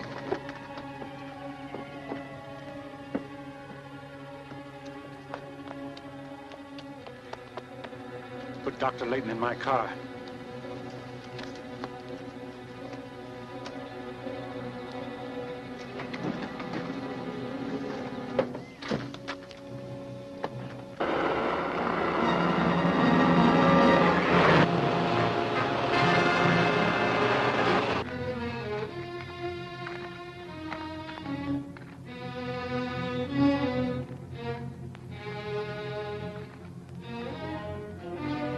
Go on!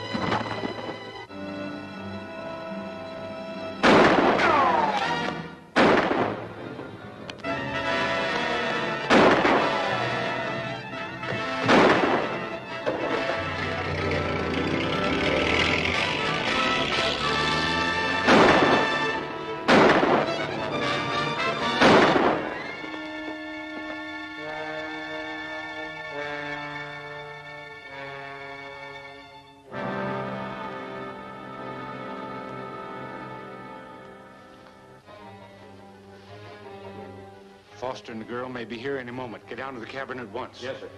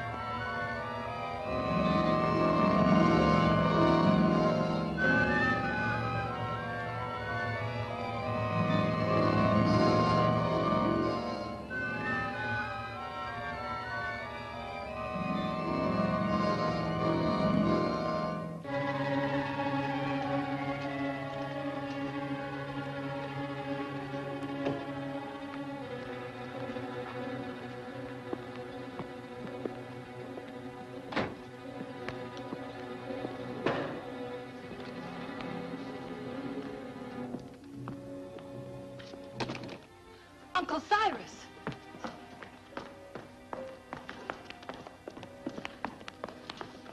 Dr. Layton. I was just trying to phone you. How on earth did you get here? The strangest thing happened. I fell asleep in my study, and next thing I knew, I was in the back of a moving car. And Garrett and the purple monster were in the front seat. Yes. And then what happened? The car slowed down a curve. I opened the door, jumped out, and fell in some bushes. I made my way back here in sort of a daze. That's all I remember. Well, don't try to talk now. We'll discuss the whole thing after you've had a good rest. Get him a glass of water, Sheila.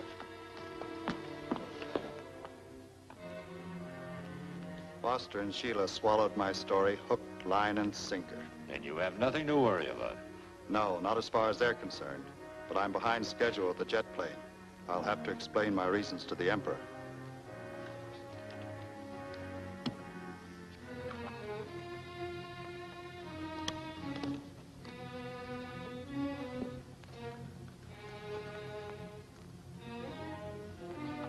The Earth expedition calls the Emperor. The Emperor of Mars bids you speak. Is the jet plane almost finished? We're making good progress, Your Highness. But I have encountered many serious obstacles. Obstacles? What obstacles could possibly stop you? Second highest on Mars. Allow me to give Your Majesty a complete report. After landing on Earth, I contrived to be alone with Dr. Layton in his observatory, where he showed me the plans of his jet plane. Very ingenious, Doctor. I'm highly flattered, sir. This is really the greatest day of my life. Unfortunately for you, Doctor, it is also the last day of your life.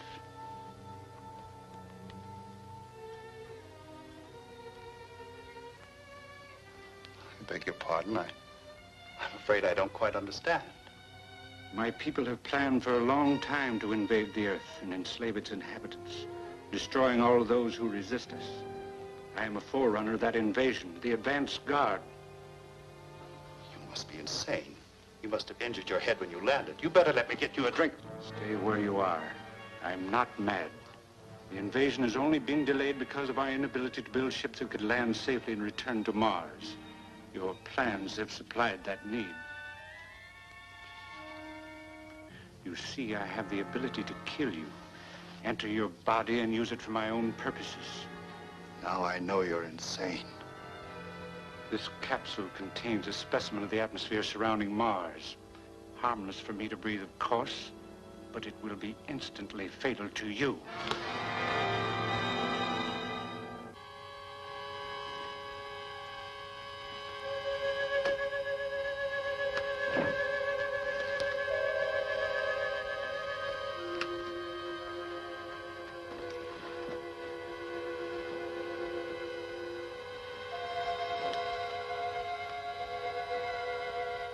Having assumed his body, I was accepted by everybody as Dr. Layton. Then I learned of the newly perfected launching rocket. I was about to secure this for our jet plane when I was interrupted by Craig Foster and forced to fight for my life.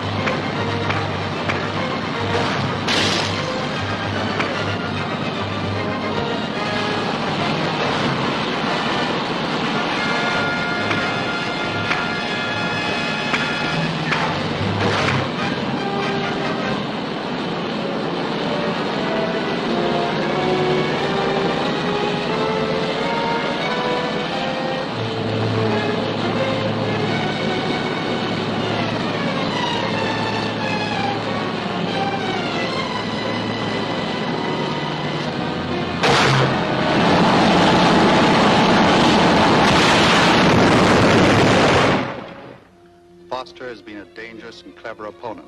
On another occasion, he prevented Garrett from getting away with a valuable load of rocket fuel.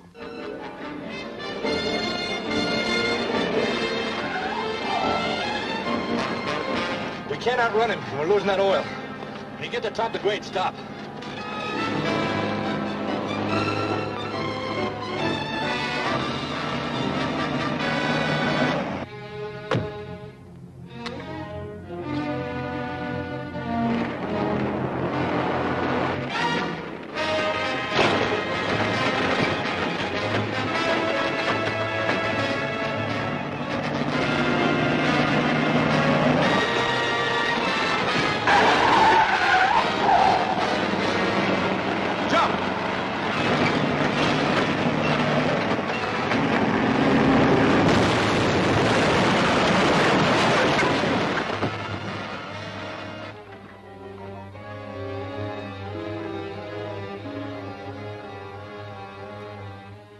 Your Highness can plainly see that even I have been seriously hindered by such difficulties.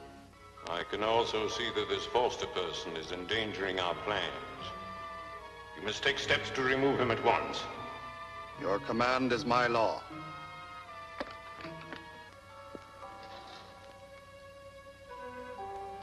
Eliminating Foster won't be an easy matter.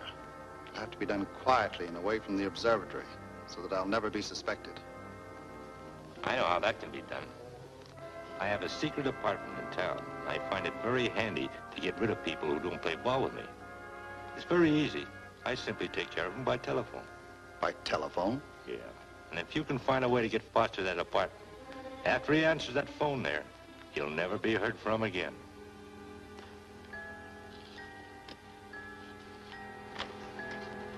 Well, hello, Doctor. I had to see you, Craig. You promised us that you'd go to bed and rest. Have a seat. Now, what's on your mind that's so important? I just remembered something I heard the Purple Monster tell Garrett when I was a prisoner in their car. Yes? They were planning to separate. And Garrett was to go to 362 Bond Street and wait in the first floor apartment for further orders. Then that may be their headquarters. Now, don't do anything rash, Craig. I'll be careful, but I am going to pay a visit to that Bond Street address.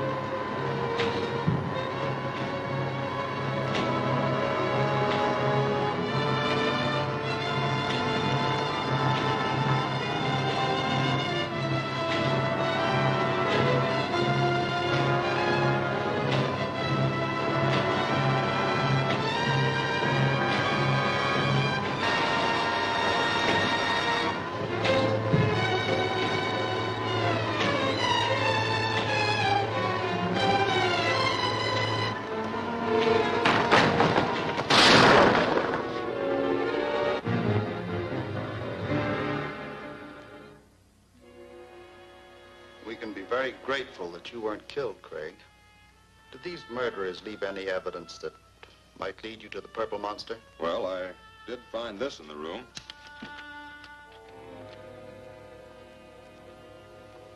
That's just a blank piece of paper. No, not entirely blank. There's a faint imprint of some words that were written on the sheet above it. Let's see if we can bring them out.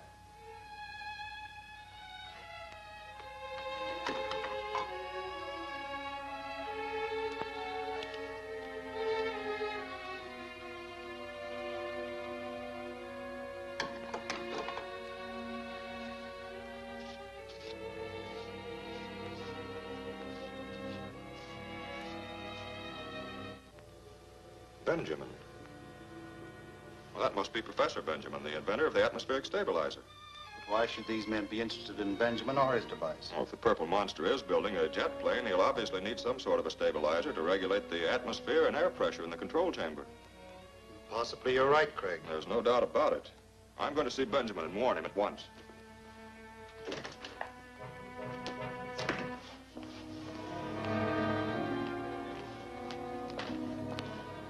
Your telephone trap not only failed to dispose of Foster, but you left evidence that is leading him straight to Benjamin. That's going to make it tougher to get that stabilizer. It would be difficult in any event, since he's never drawn plans of his stabilizer. He carries the details in his mind. Oh, I've made men talk before. I'm afraid you might find Benjamin a rather difficult subject. As a matter of fact, this job is going to require more tact and discretion than I can hope to find in any of my associates here.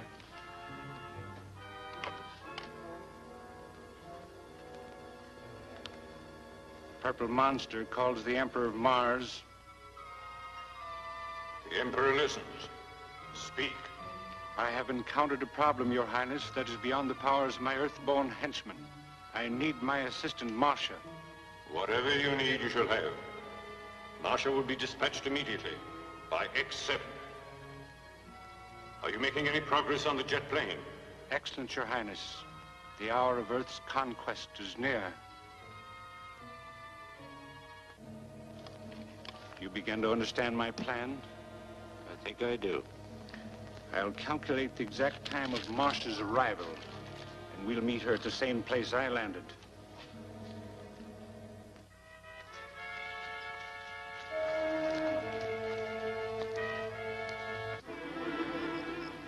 Here she comes. Why, that's only a falling star. That is projectile X7. Inferior to the jet plane we're building now, but adequate for a one-way passage.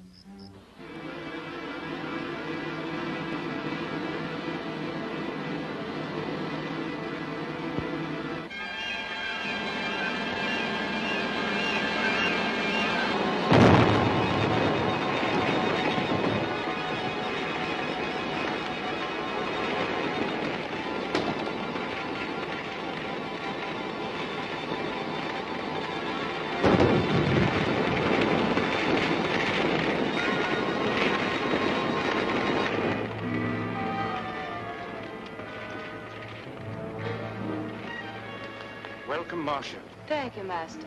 I've come to assist you. This is Garrett, my earthly assistant. I'm eager to hear my assignment. Very well, Marcia. A certain Professor Benjamin has invented an atmospheric stabilizer, which we need for the jet plane.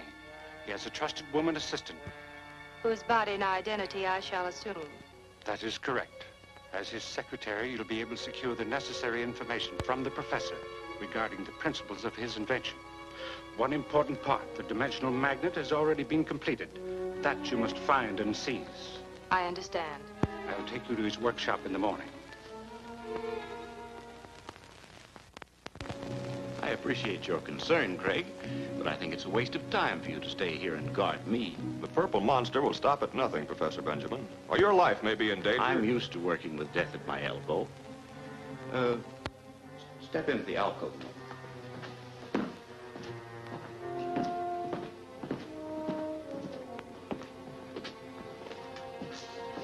If anyone were to walk through here, it would be the end of him. What do you mean, Professor? Let me show you. Let's stand over there.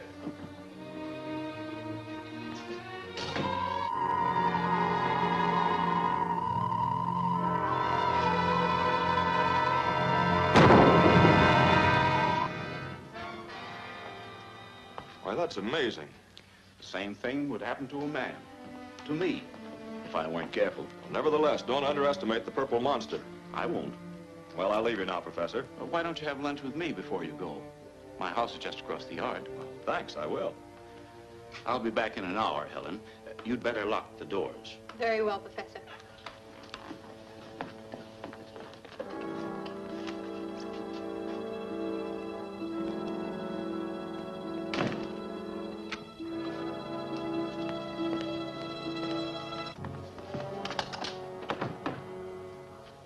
Who are you? You won't need to know. What do you want? Your identity and your job.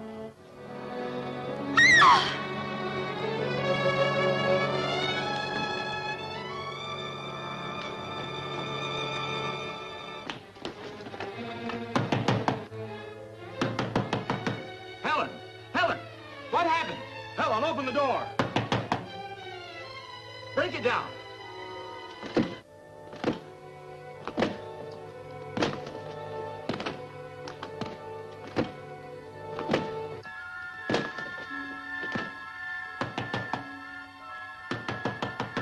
Helen! Helen!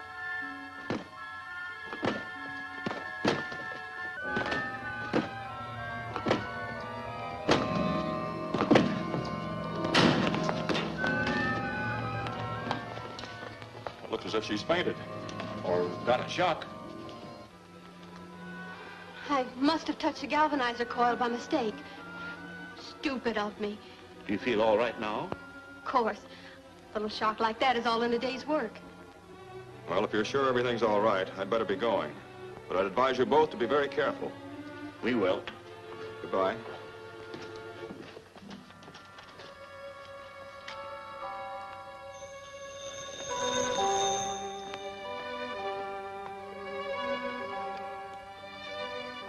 Hello?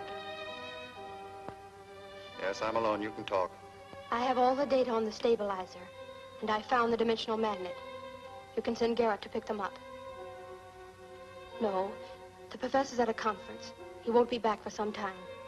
Good. I'll send Garrett right away. Do you want me to remain here with the professor? It would look better if you did. Are you sure that no one suspects Helen is Marcia? No more than anyone suspects that Dr. Layton is the purple monster. Goodbye, Doctor.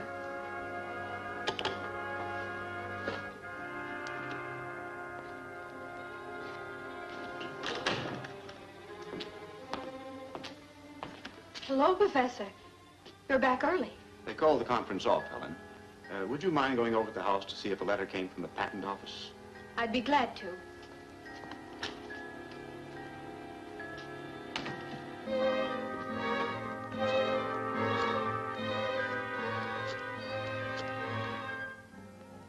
Hello, Craig? Yes, Professor Benjamin? I found out something extraordinary about the purple monster. Yes, it's incredible. But the purple monster is... Professor Benjamin. What happened? There was a shot just as he was going to tell me something about the purple monster. You'd better get over there.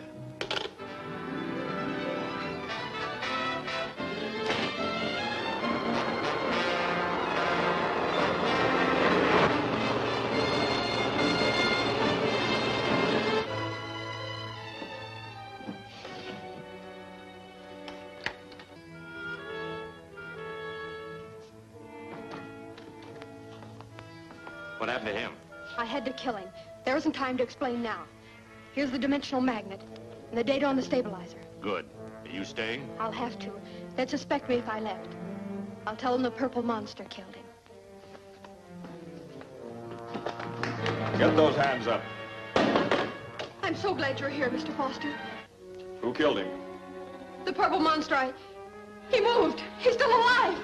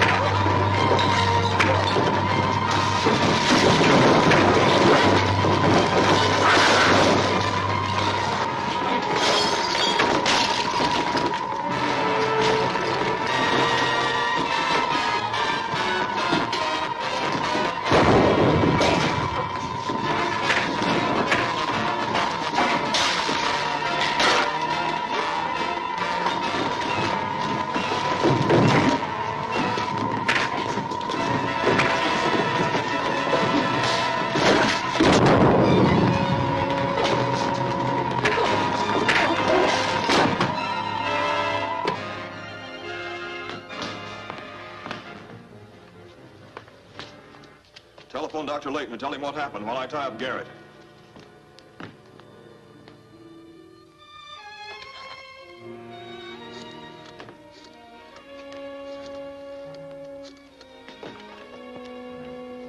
Hello? Dr. Layton? This is Helen. A terrible thing has happened. 2 men broke in and tried to steal the dimensional magnet and kill Professor Benjamin. I presume someone else is there. Yes. Mr. Foster came in just as the men were about to leave. There was a fight. One of the men was killed. Mr. Foster captured the other one. A man by the name of Garrett. Continue talking and listen carefully to what I have to say. Yes, Doctor. I presume they'll call the police. Foster will probably question you about Benjamin's murder. When you answer, use the words Plan 7 in such a way that Garrett is sure to hear them, then he'll know what to do. If you have a chance, try to loosen or cut Garrett's bonds. Yes, we'll let you know what we learn.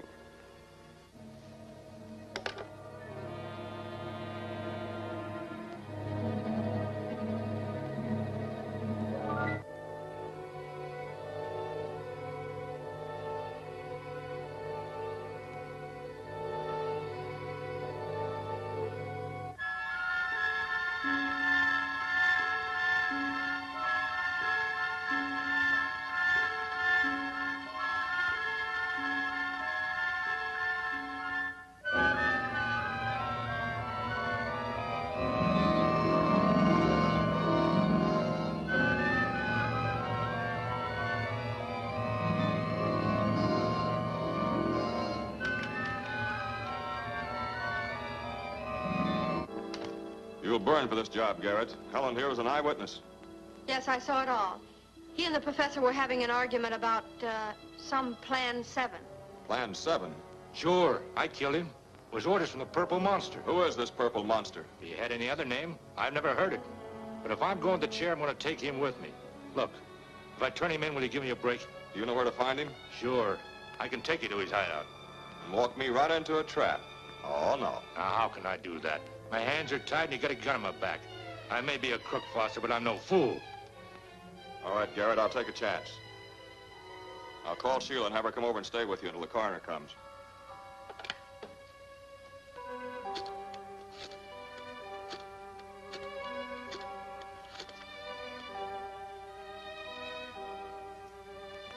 Hello, Sheila.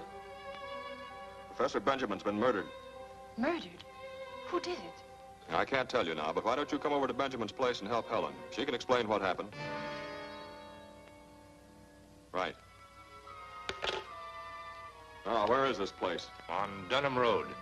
When Sheila gets here, you better look this room over for clues. I'll come back as soon as I check on Garrett's story. All right, Mr. Foster. I hope you find the Purple Monster. Let's get started.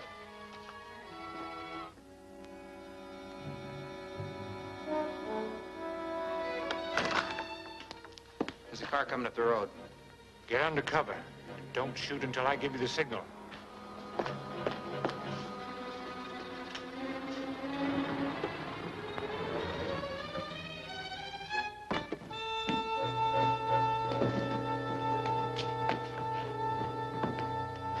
Remember, if there's any treachery, you won't live to go on trial.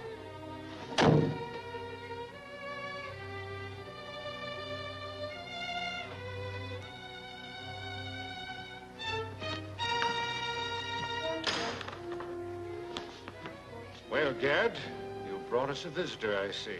Garrett said I'd find you here. And you were stupid enough to believe that you would take me by surprise? You're here because I want you here. If you fire that gun, it means your own death. If I didn't want to put you before a judge and jury, I'd call your bluff. Then I'll call yours. And with a mere gesture of my hand, send you into eternity.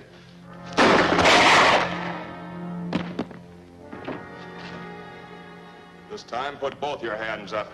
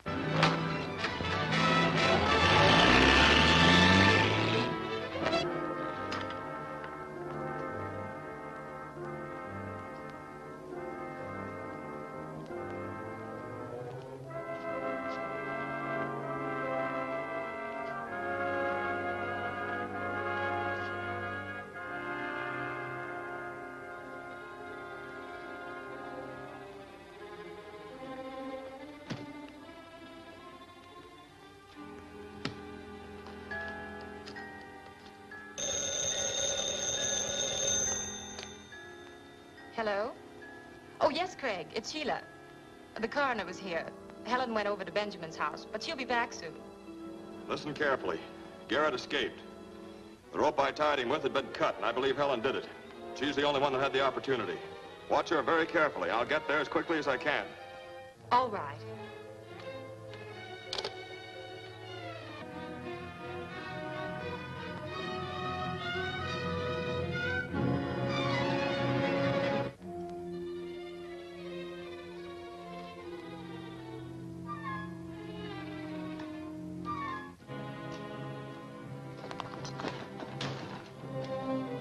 Take this dimensional magnet to Dr. Layton. I'll be right back. I'm sorry. You'll have to wait here until Mr. Foster returns.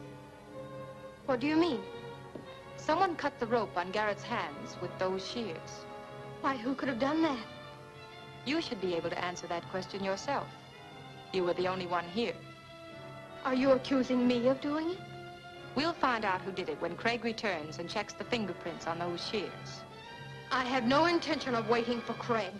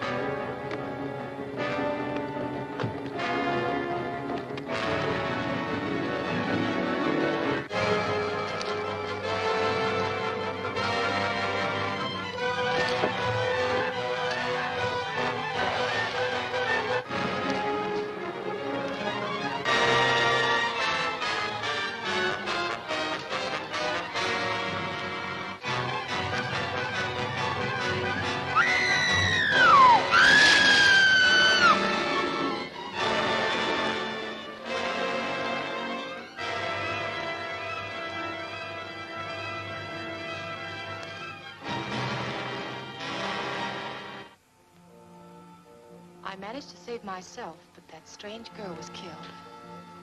You poor child. You survived another terrible experience. Are you sure that she left no clue behind? Anything that might tell us who she was or where she came from? There was only one thing that might help us, Uncle Cyrus. I noticed that the girl was wearing a very unusual medallion on her belt. It came off during the struggle, and I think it fell over the cliff. Does Craig know about this? Yes. I'm picking him up at Stewart's office, and we're driving out to the cliff to look for it. That's an excellent idea. The medallion might prove to be important evidence. We'll do our best to find it.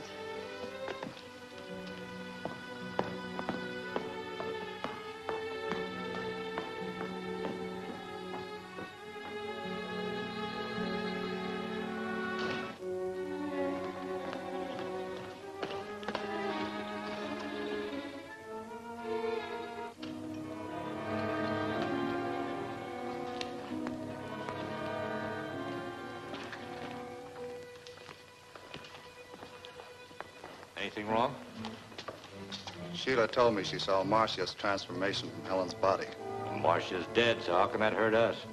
Marcia was wearing a jeweled medallion on her belt, made of metallarium, a mineral element found only on Mars, and Sheila Layton saw it. She's meeting Foster, and they're both going out to the cliff to hunt for it. But what can happen if they do find it? If they find it and have it analyzed, they'll learn that it came from Mars. That'll put them much too close to my secret. You've got to find that medallion first. Okay, I'll pick up a man and go right out there.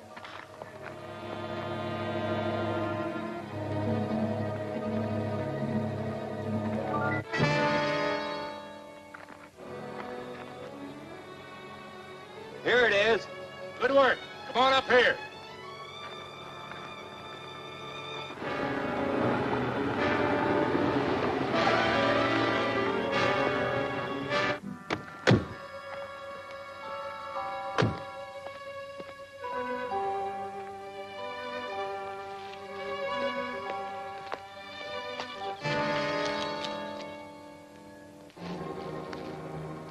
Garrett, quick, get back to the car.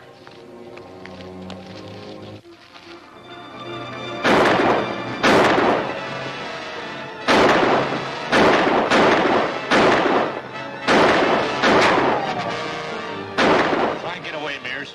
I'll hold Foster here.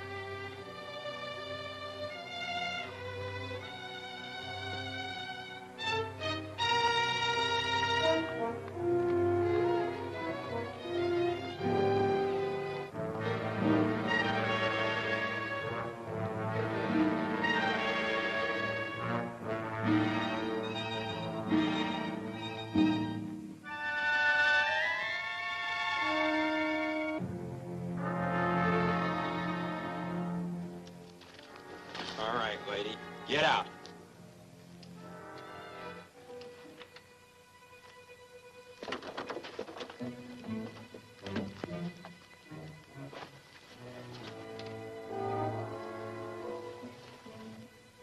Where's the key? It was there a minute ago. Well, it's not here now. Hand it over. I tell you, I haven't got it.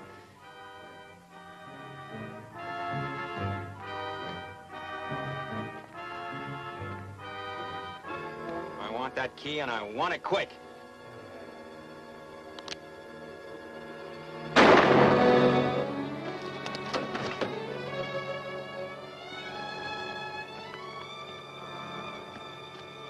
They tried to take our car, but I hid the key. Good work, Sheila. But unfortunately, Garrett got away, and he probably has the medallion.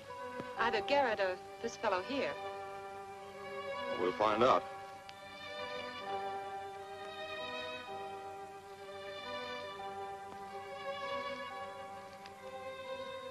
That's it. Do you think it will give us a clue? Strange-looking metal. I'm going to take it to Riverdale and have Harvey, the mineralogist, analyze it.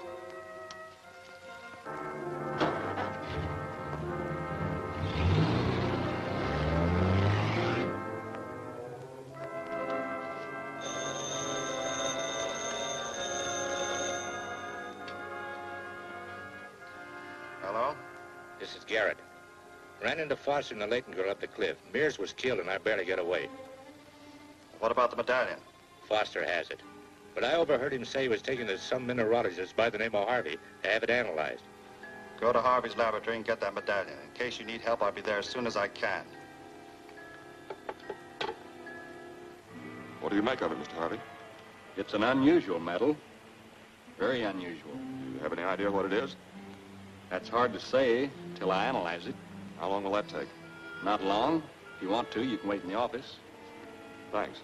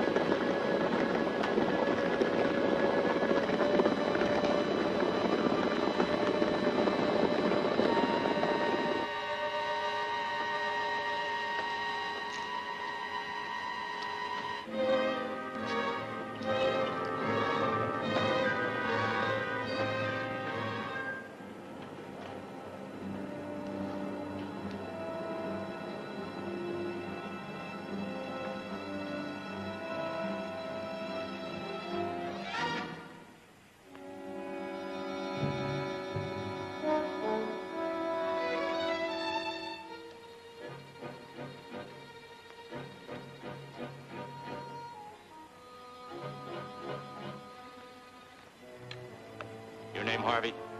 Why, yes. Somebody bring you a medallion to have analyzed a while ago. That's right. He... Skip the details. Let me have that medallion. Come on, be quick about it. Do you have any authority for such a request? Yeah, this. Now hand it over.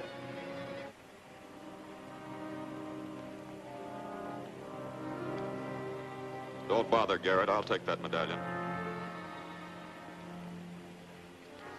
I'll take this, too. It's quite an improvement over my own. You see, during our little shooting match we had at the cliff, I ran out of shells. I'll be back later, Harvey. All right. You and I are going to headquarters.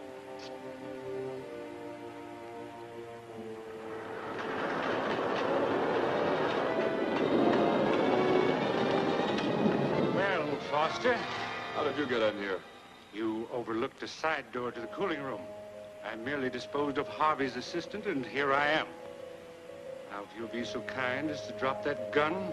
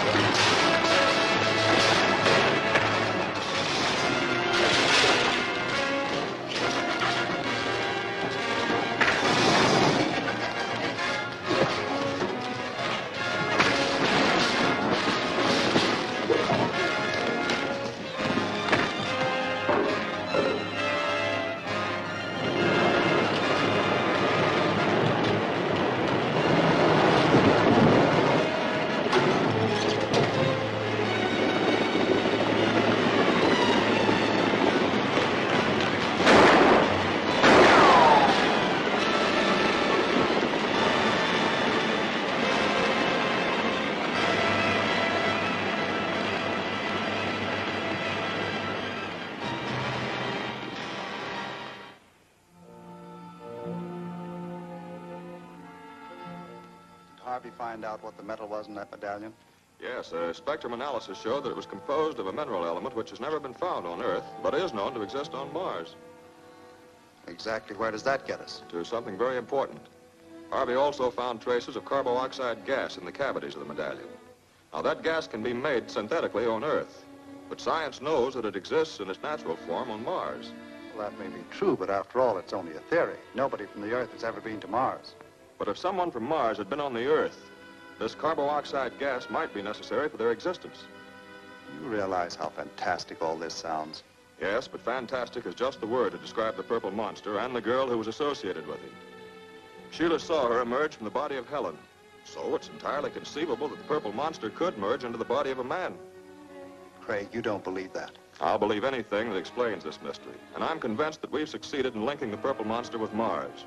He's building a jet plane, obviously to return to Mars, and he'll need carboxide gas to breathe on the way. I'm going to find out if anybody's ordered that stuff from a chemist. Craig, if I had your imagination, I could fly to Mars without a jet plane. Let me know how you come out. All right, I will. Come on, Sheila.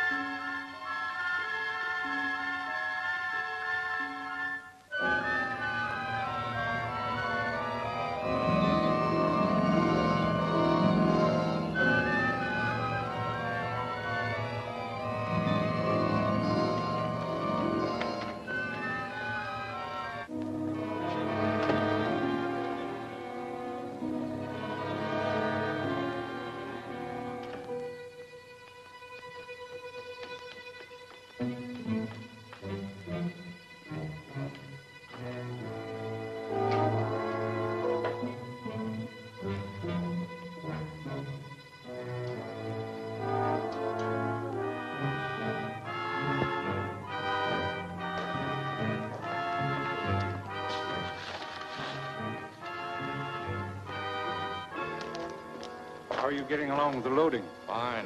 We're almost ready for your final inspection. And I'm picking up the last truckload of carboxide this afternoon. That's good, because we may have to take off a little sooner than I had planned. Foster had Marsh's medallion analyzed, and now he knows about the gas. He also made some rather shrewd guesses about my origin. Fortunately, we're making the carboxide in our own plant, so his investigations won't lead him very far. I see. You don't know of any other firm that might make carboxide? All right, thank you. Well, that's the last of them. Nobody makes the stuff. Most of them never even heard of it.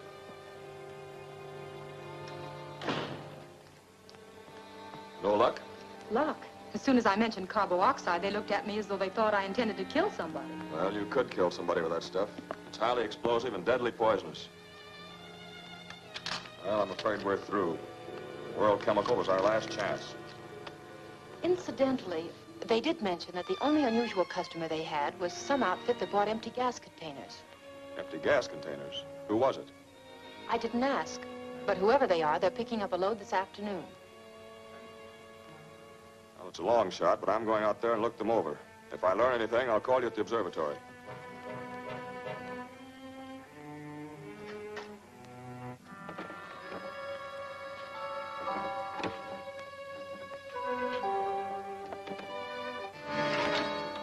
Get your motor started, and I'll be ready in a minute.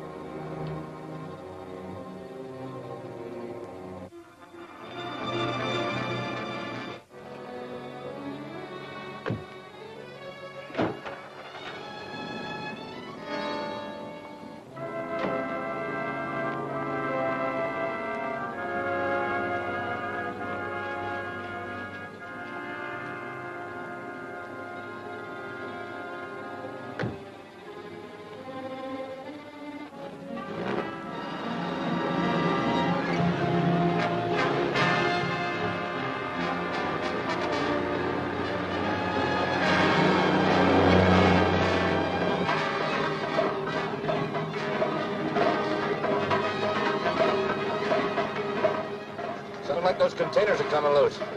Keep going. I'll go back and fix them.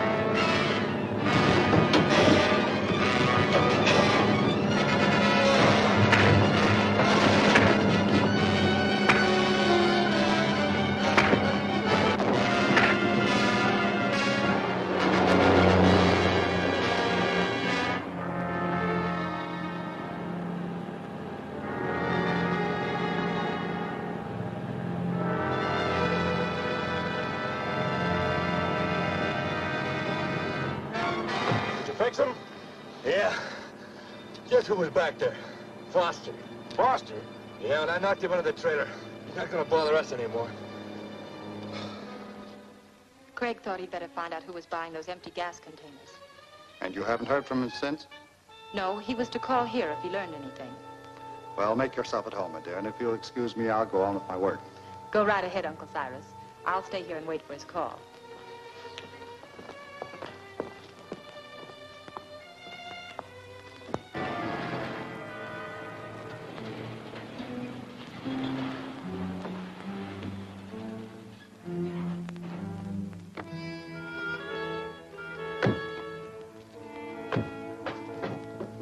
Start unloading that trailer.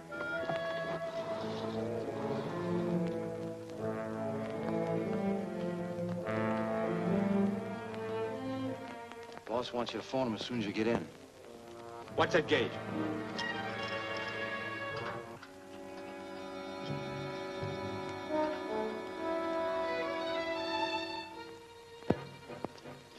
Thanks, Garrett. Don't thank me. Keep your eyes open.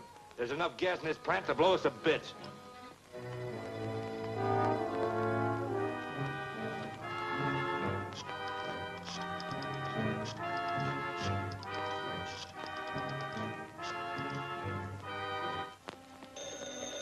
I'll get it. Dr. Layton speaking. This is Garrett. Do you want me? Oh, yes. So glad you called. Before you go any further with your experiment, I want to warn you again to be careful. We can't afford to have strangers learn anything of our process. I get it. You can't say anything right now. What, are you worrying about Foster? Well, you can forget about Foster. He climbed aboard the truck and I took care of him.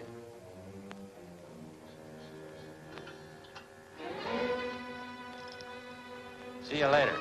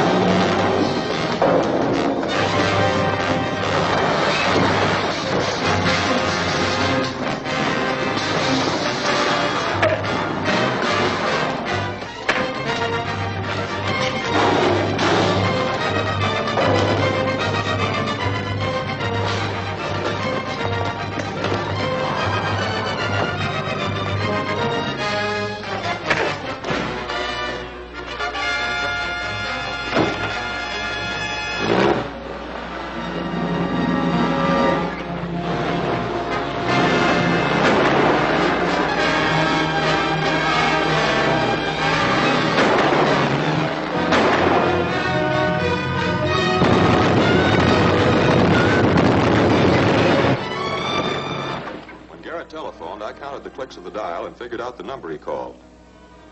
Here it is. Why, it's the observatory. Exactly. I remember now. Someone called while I was there, but Uncle answered it. Craig, surely you don't think he has any connection with the Purple Monster? I don't know what to think, Sheila. But suppose the Purple Monster had killed your uncle and was using his body just as the Martian girl did with Helen. Oh, it's too horrible. I can't believe it. I know how you feel, Sheila, but we've got to face the truth. I suppose you're right. I have a plan that might give us the answer. Do you think you could get your uncle to leave the observatory long enough for me to hide a noiseless motion picture camera in his study? Yes? But what would that accomplish? I'll rig it up to the telephone so that when he picks up the receiver, the camera will start. Then I'll call him and give him a message that will force him into action if he is the Purple Monster. All right, I'll call him.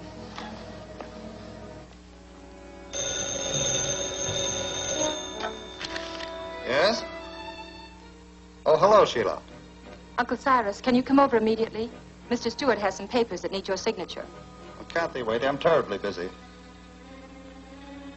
Oh, very well. I'll be there shortly. He'll be right over. Good. I'll get the camera and hook it up. Keep him here as long as possible.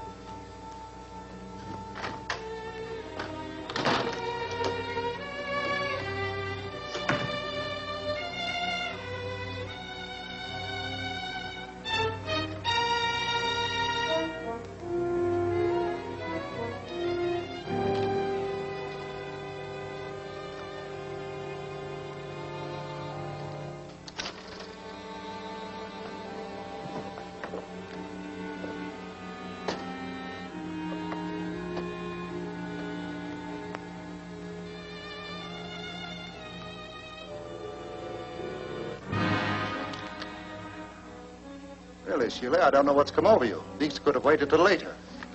As you know, Uncle Cyrus, the Foundation is preparing its annual report, and this data must be checked as soon as possible. I can't give you any more time just now, Sheila. I'm sorry. Perhaps tomorrow.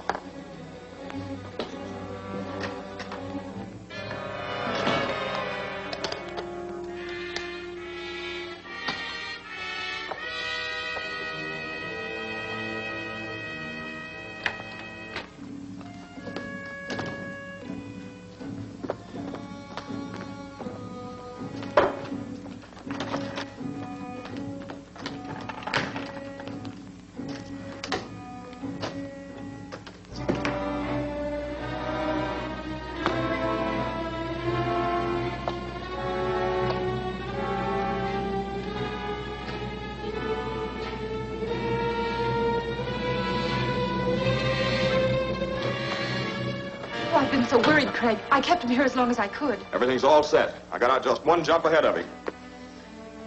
Well, a great deal's going to depend on this phone call.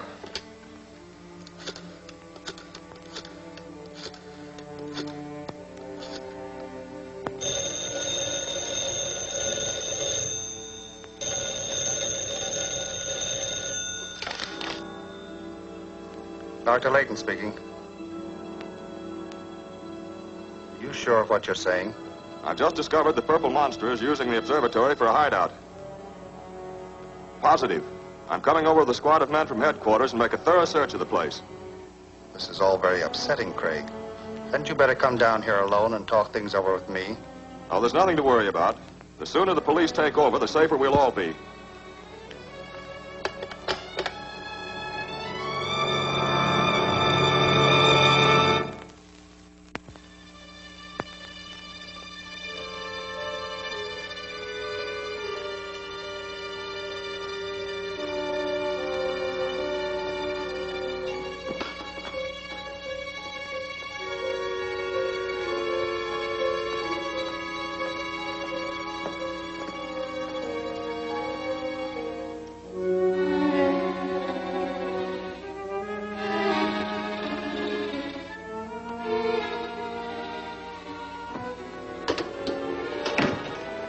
Must have left right after I phoned. Let's check the camera.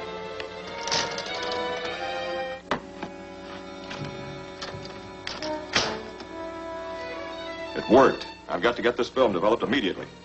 Uncle has a developing outfit in the document basement. Fine. Suppose you go down and get the equipment ready while I unload the film.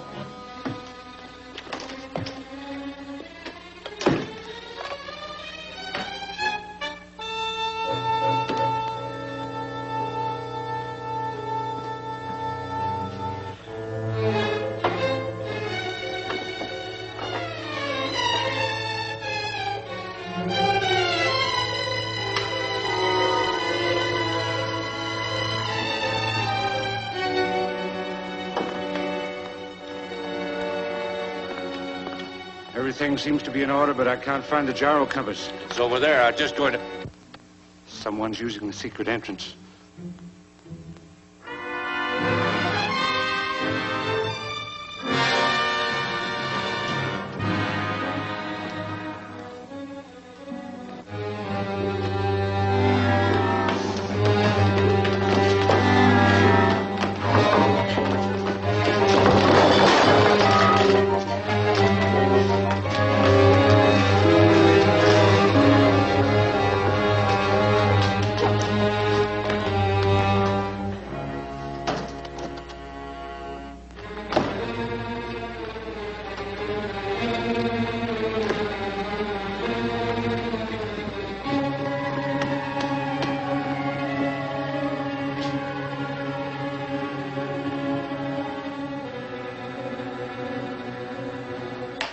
Most unfortunate that you had to interfere with my business at the last moment. Otherwise, you might have lived until I returned from Mars with an invading armada of jet planes. It's too late to load the Annihilator on the plane, but you may use it to destroy the observatory and anyone who happens to be in it. So get it warmed up.